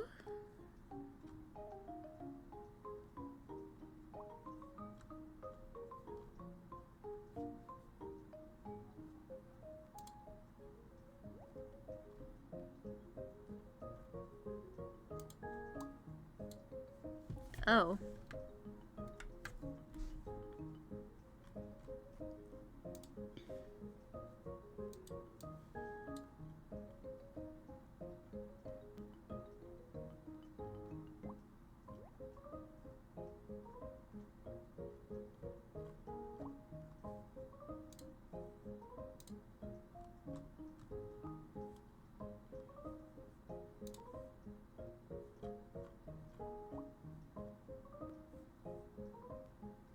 Okay.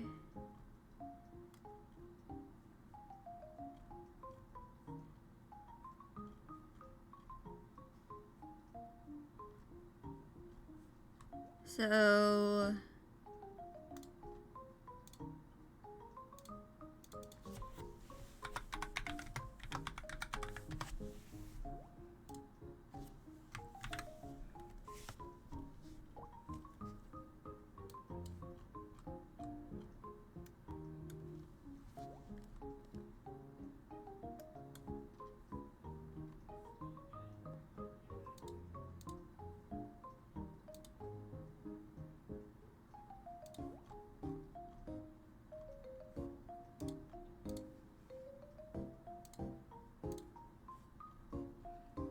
Okay.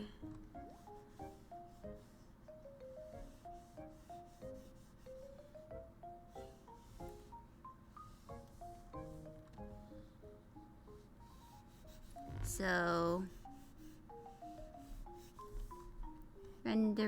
rendering, my beloved.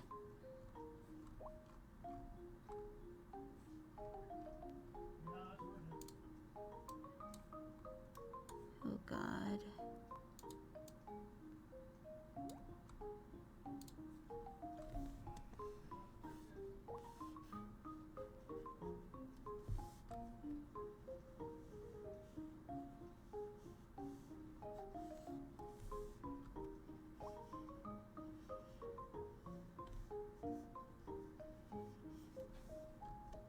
I can't believe I still haven't completed this One Piece, and it's almost August. I've been working on this for 12 hours in total, nearly 13.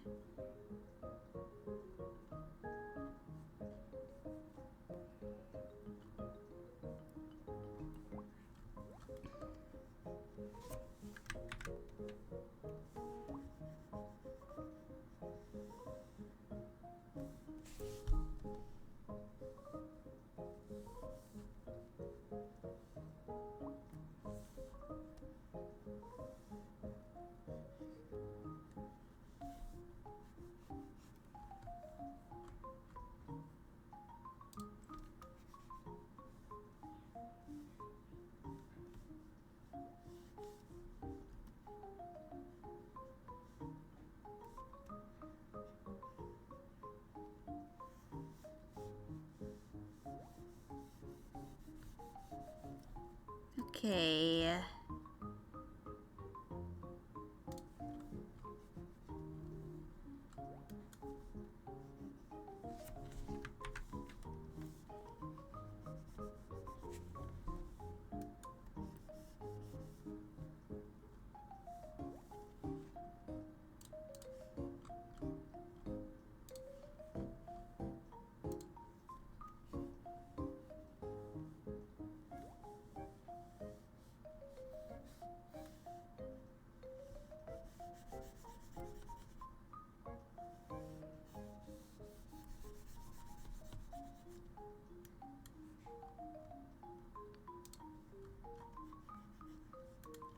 Okay, guess that line is a little too thin.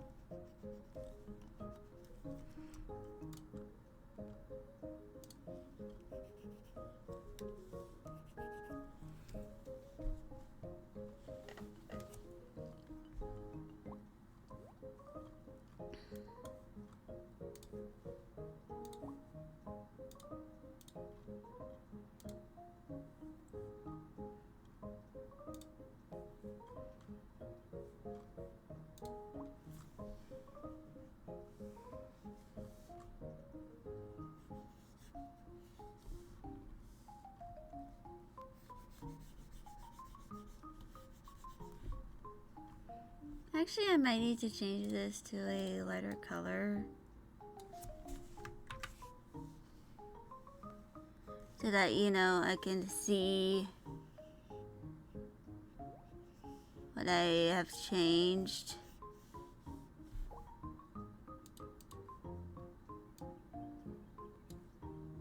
More easily.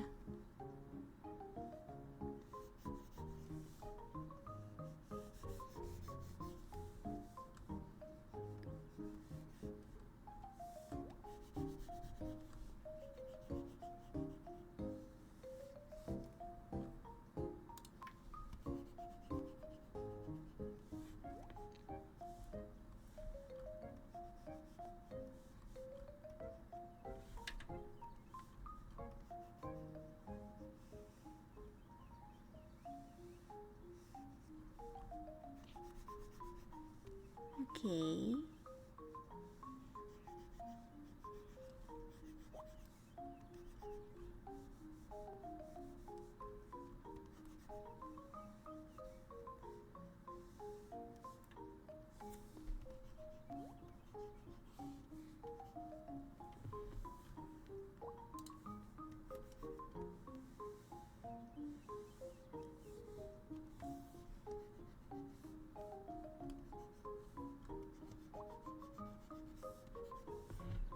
Okay.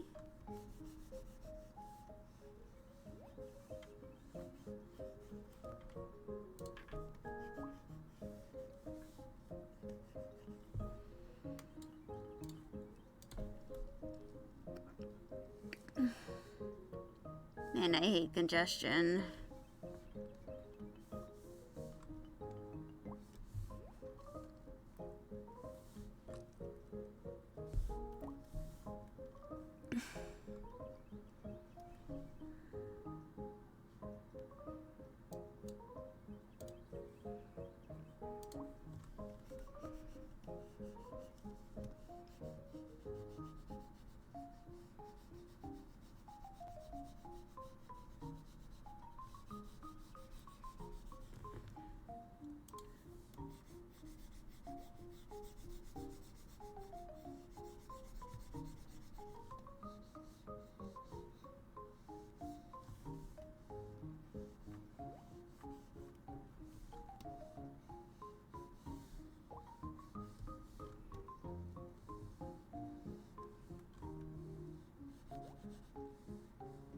Mhm.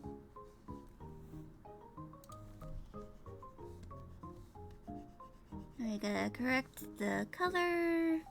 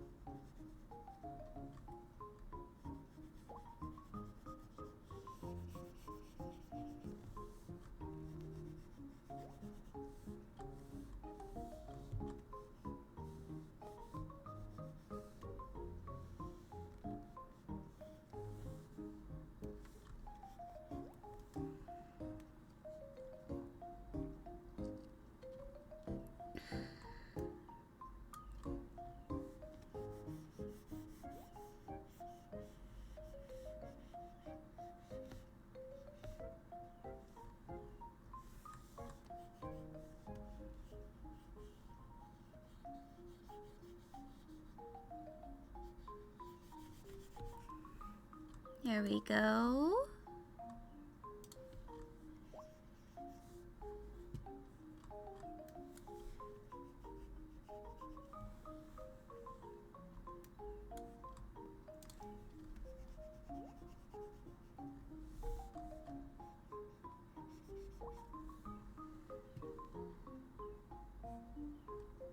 Okay.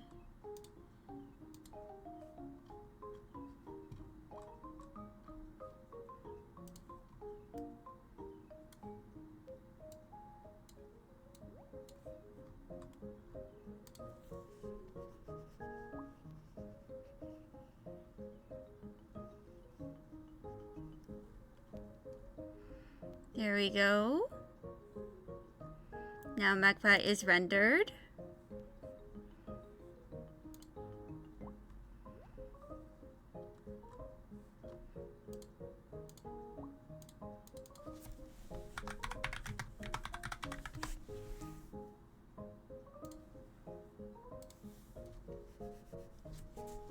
Wait, no, that's wrong color.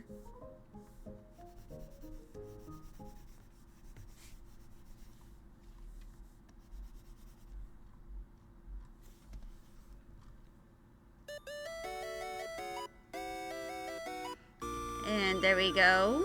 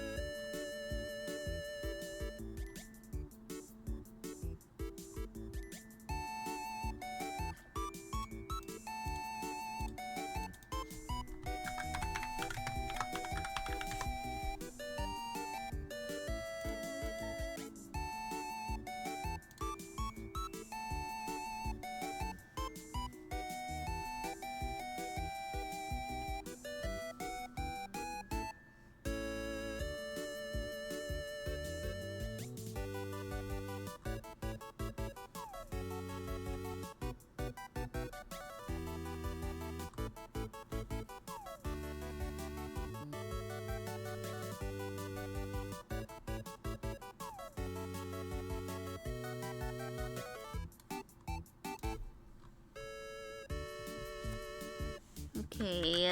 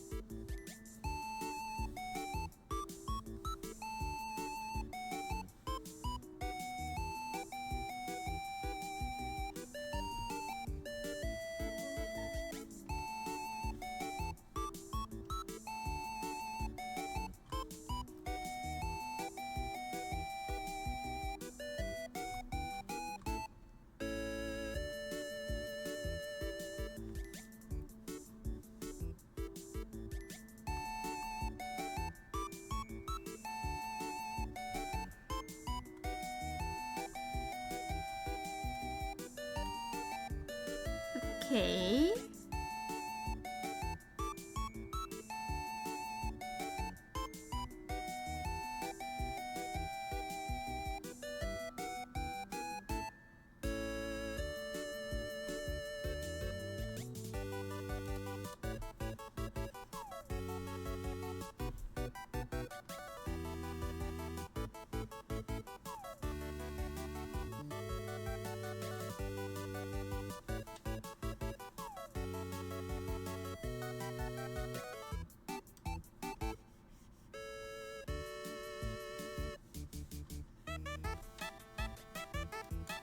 Okay.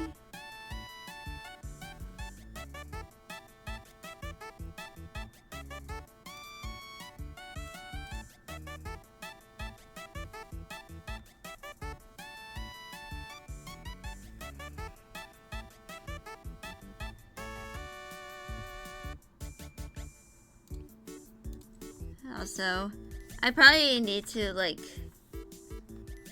go and, work on, you know,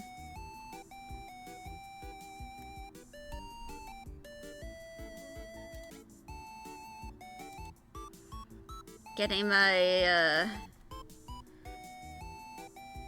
all my classes set up and going. Like, there's like one class I still need to register for, I believe.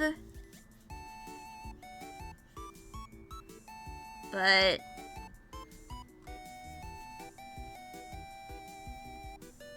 yeah.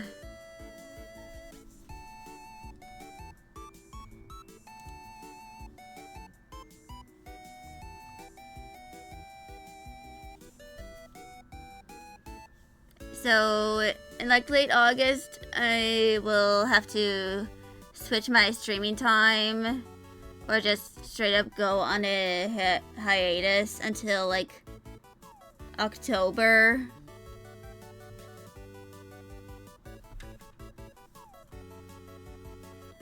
Because that's when I'll have like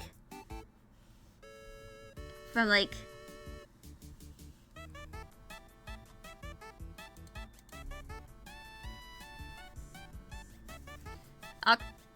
from like August 26th to October 17th, I believe, I will be in my one Zoom class.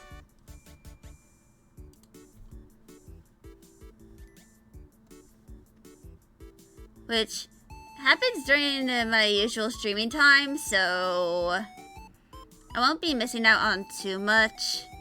I'm like, sleep.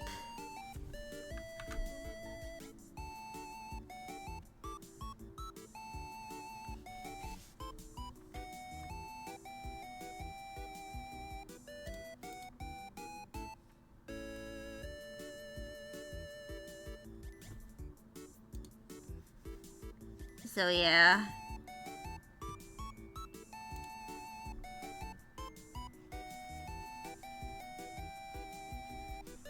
Luckily it starts at, my Zoom class starts at 1 p.m. So I'll have time. So I won't be like changing my schedule way too much.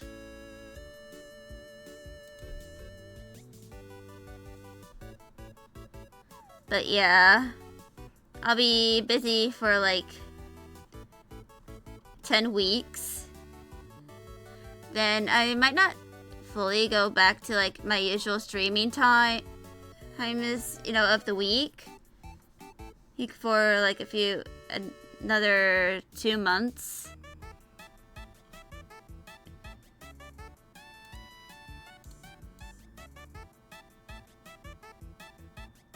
But I'm probably going to take that time to kind of like work on my 2.0.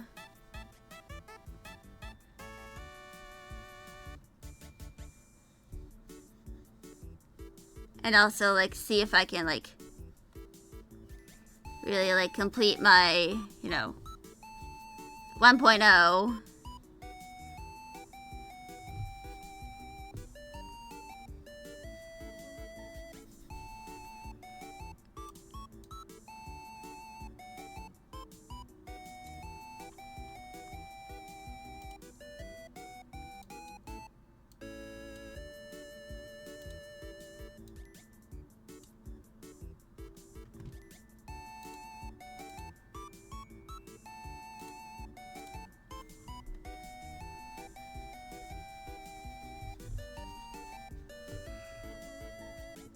So yeah. That's kind of my plan for, you know, college. It's this semester.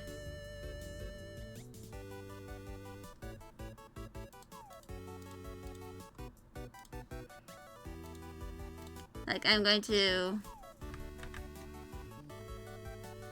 like try and focus on like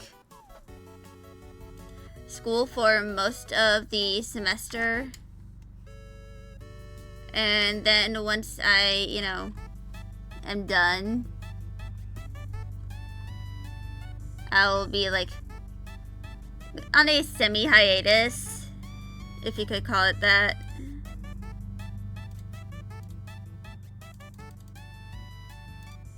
Where I'm like doing my debut prep.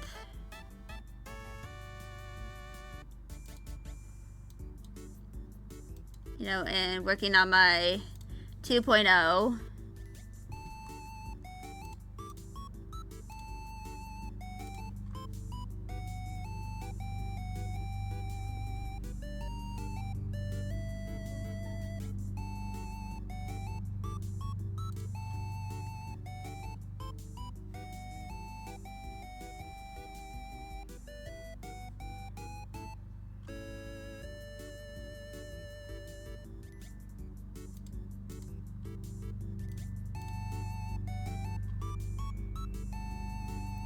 But yeah. Also, airplane noises. The airplanes go burr.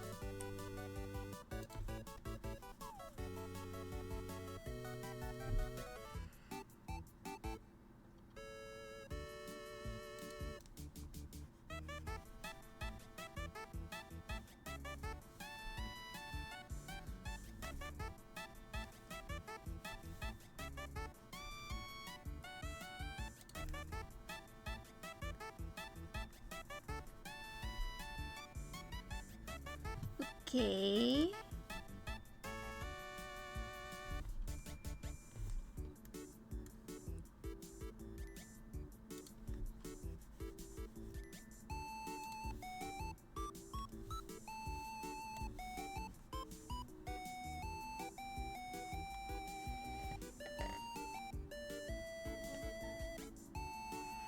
Look at my mentally ill child.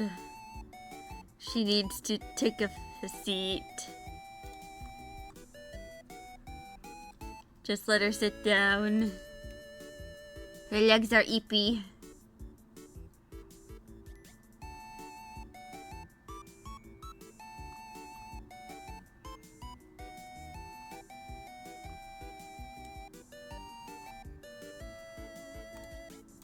Actually, I can probably, like, exaggerate this, you know.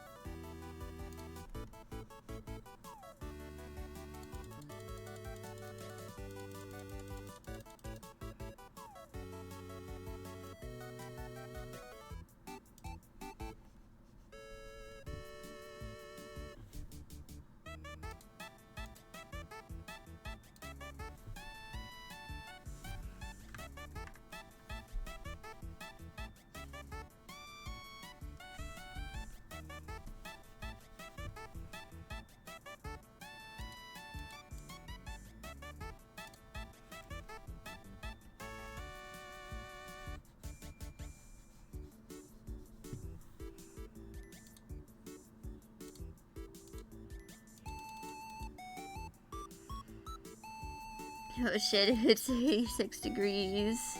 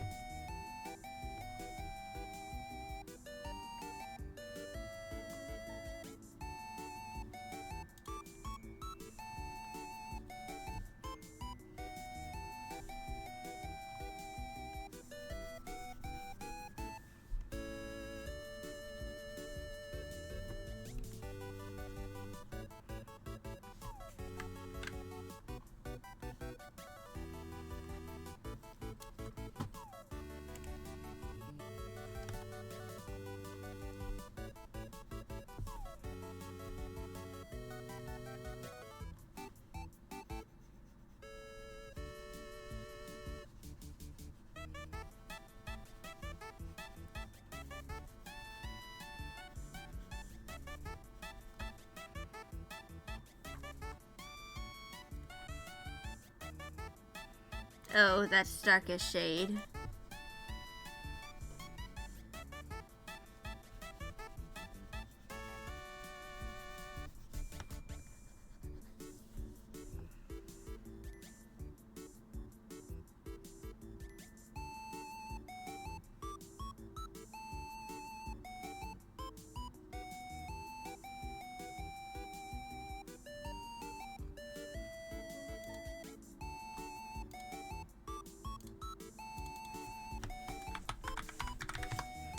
And now I'm going to give her some pupils.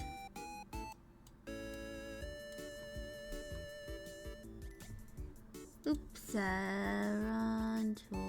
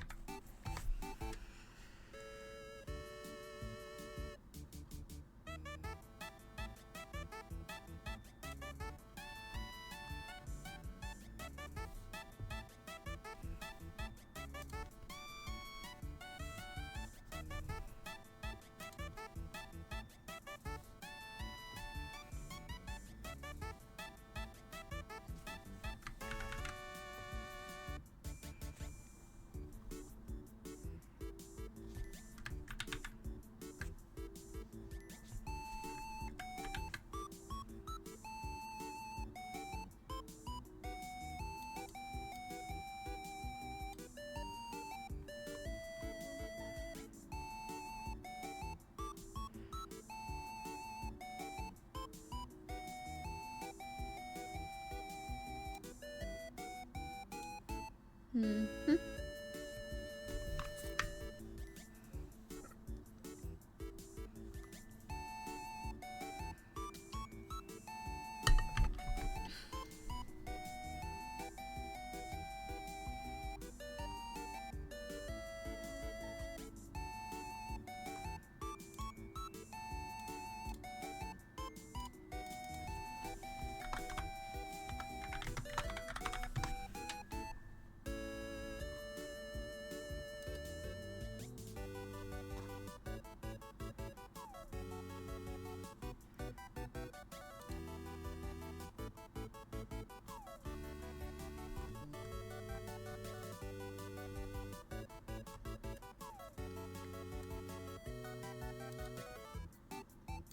Okay.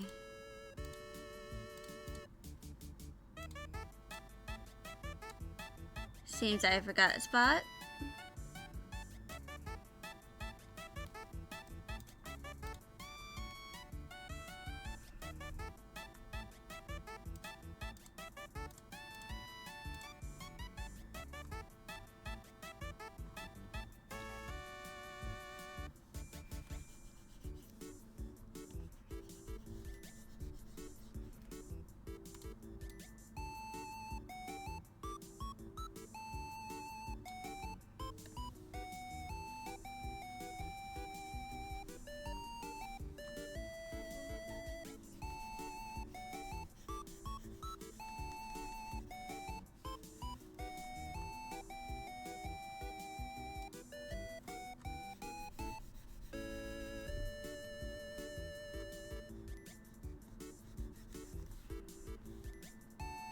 Okay.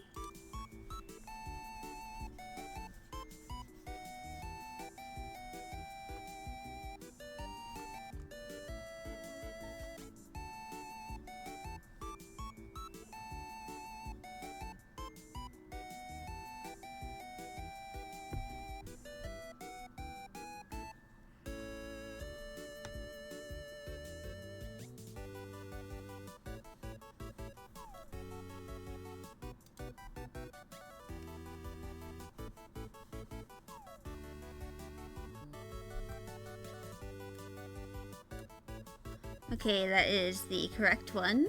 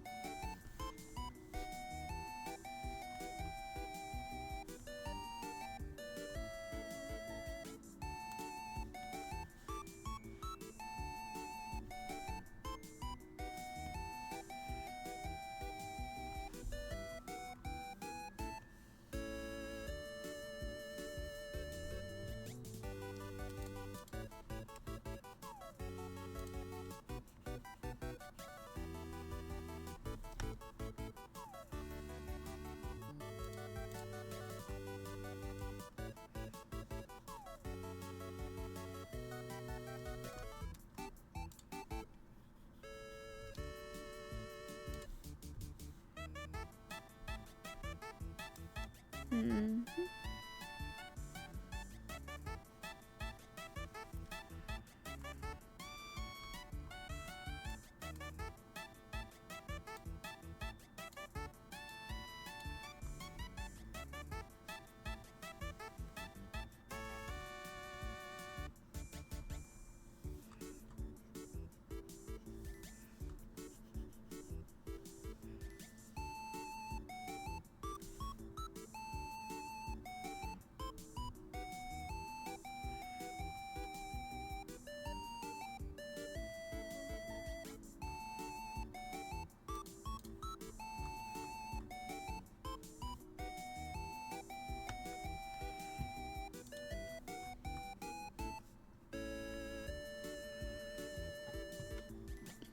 Okay.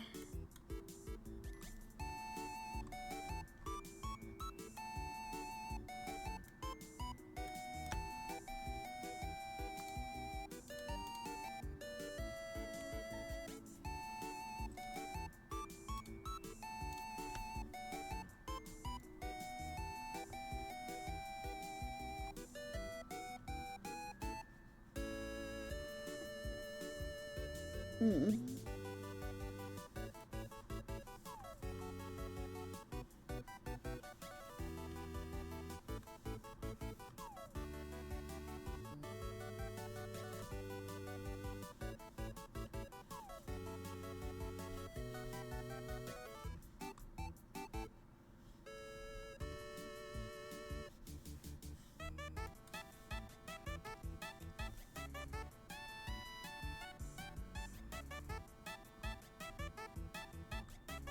Now to do the shirt. Wrong color.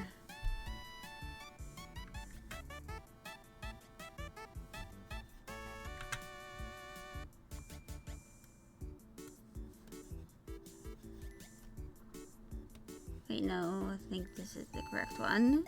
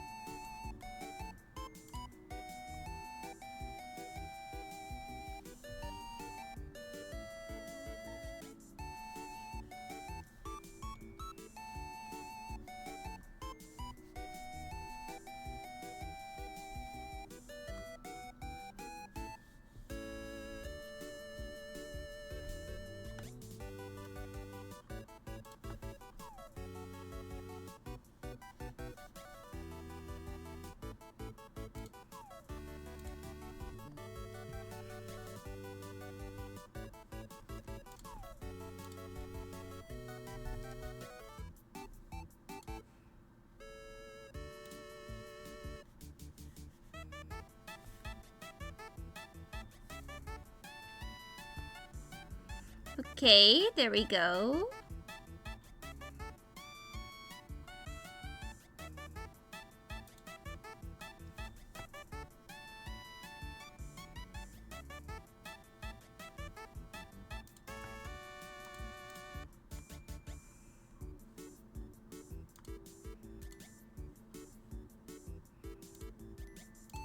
Now to do this color.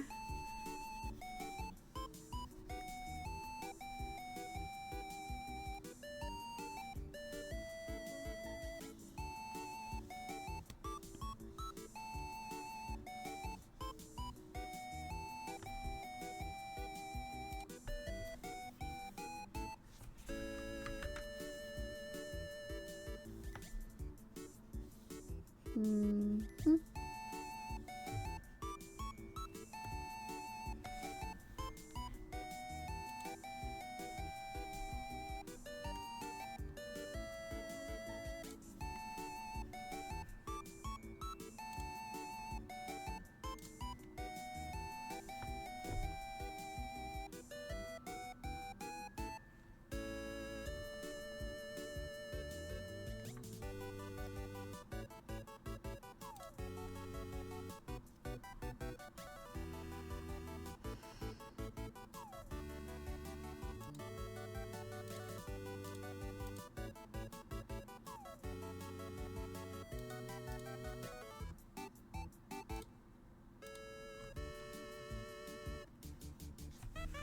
Oop.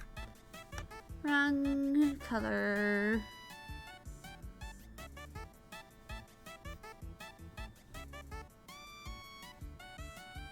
One color.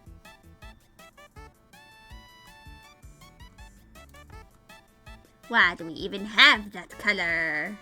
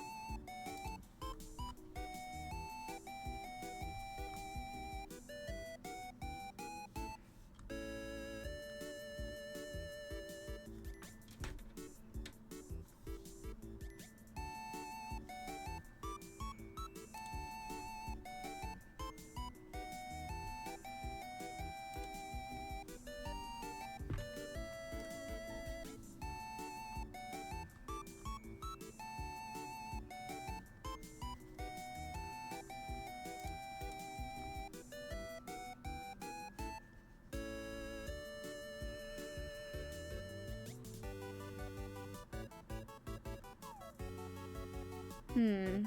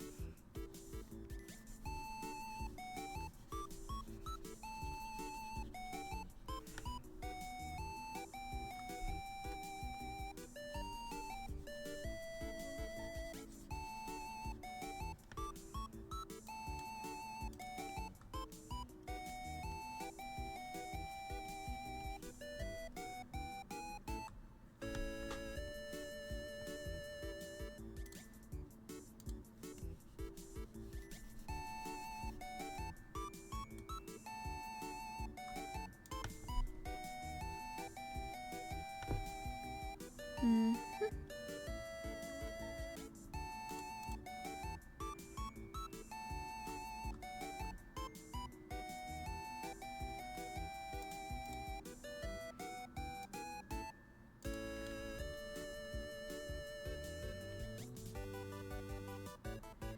Okay.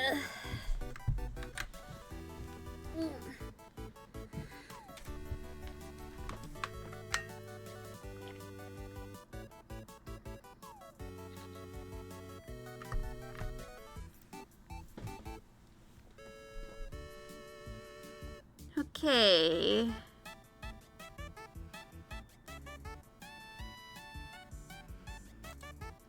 Hmm.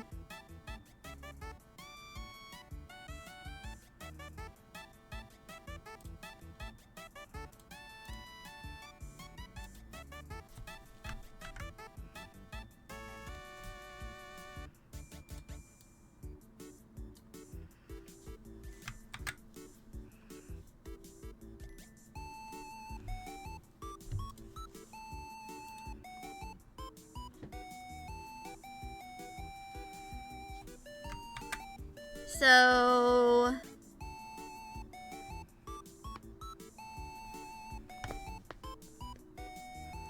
Hmm. I think I'm going to end stream here now. So I'll be seeing y'all tomorrow at 1 p.m. EST. I need to figure out how to, well, I need to register for a class. That's probably, then I need to pay my tuition so I can get both of those over with. And I also need to play Hades for a little bit, see if I'm still gonna have that issue or not. Because if I do, we're gonna have to switch to Skyrim. And before, the rest of the week. Which I'm fine with, by the way. But yeah. I'll be here tomorrow at 1 p.m. EST. So, yeah. I'll be seeing y'all tomorrow. Bye, y'all.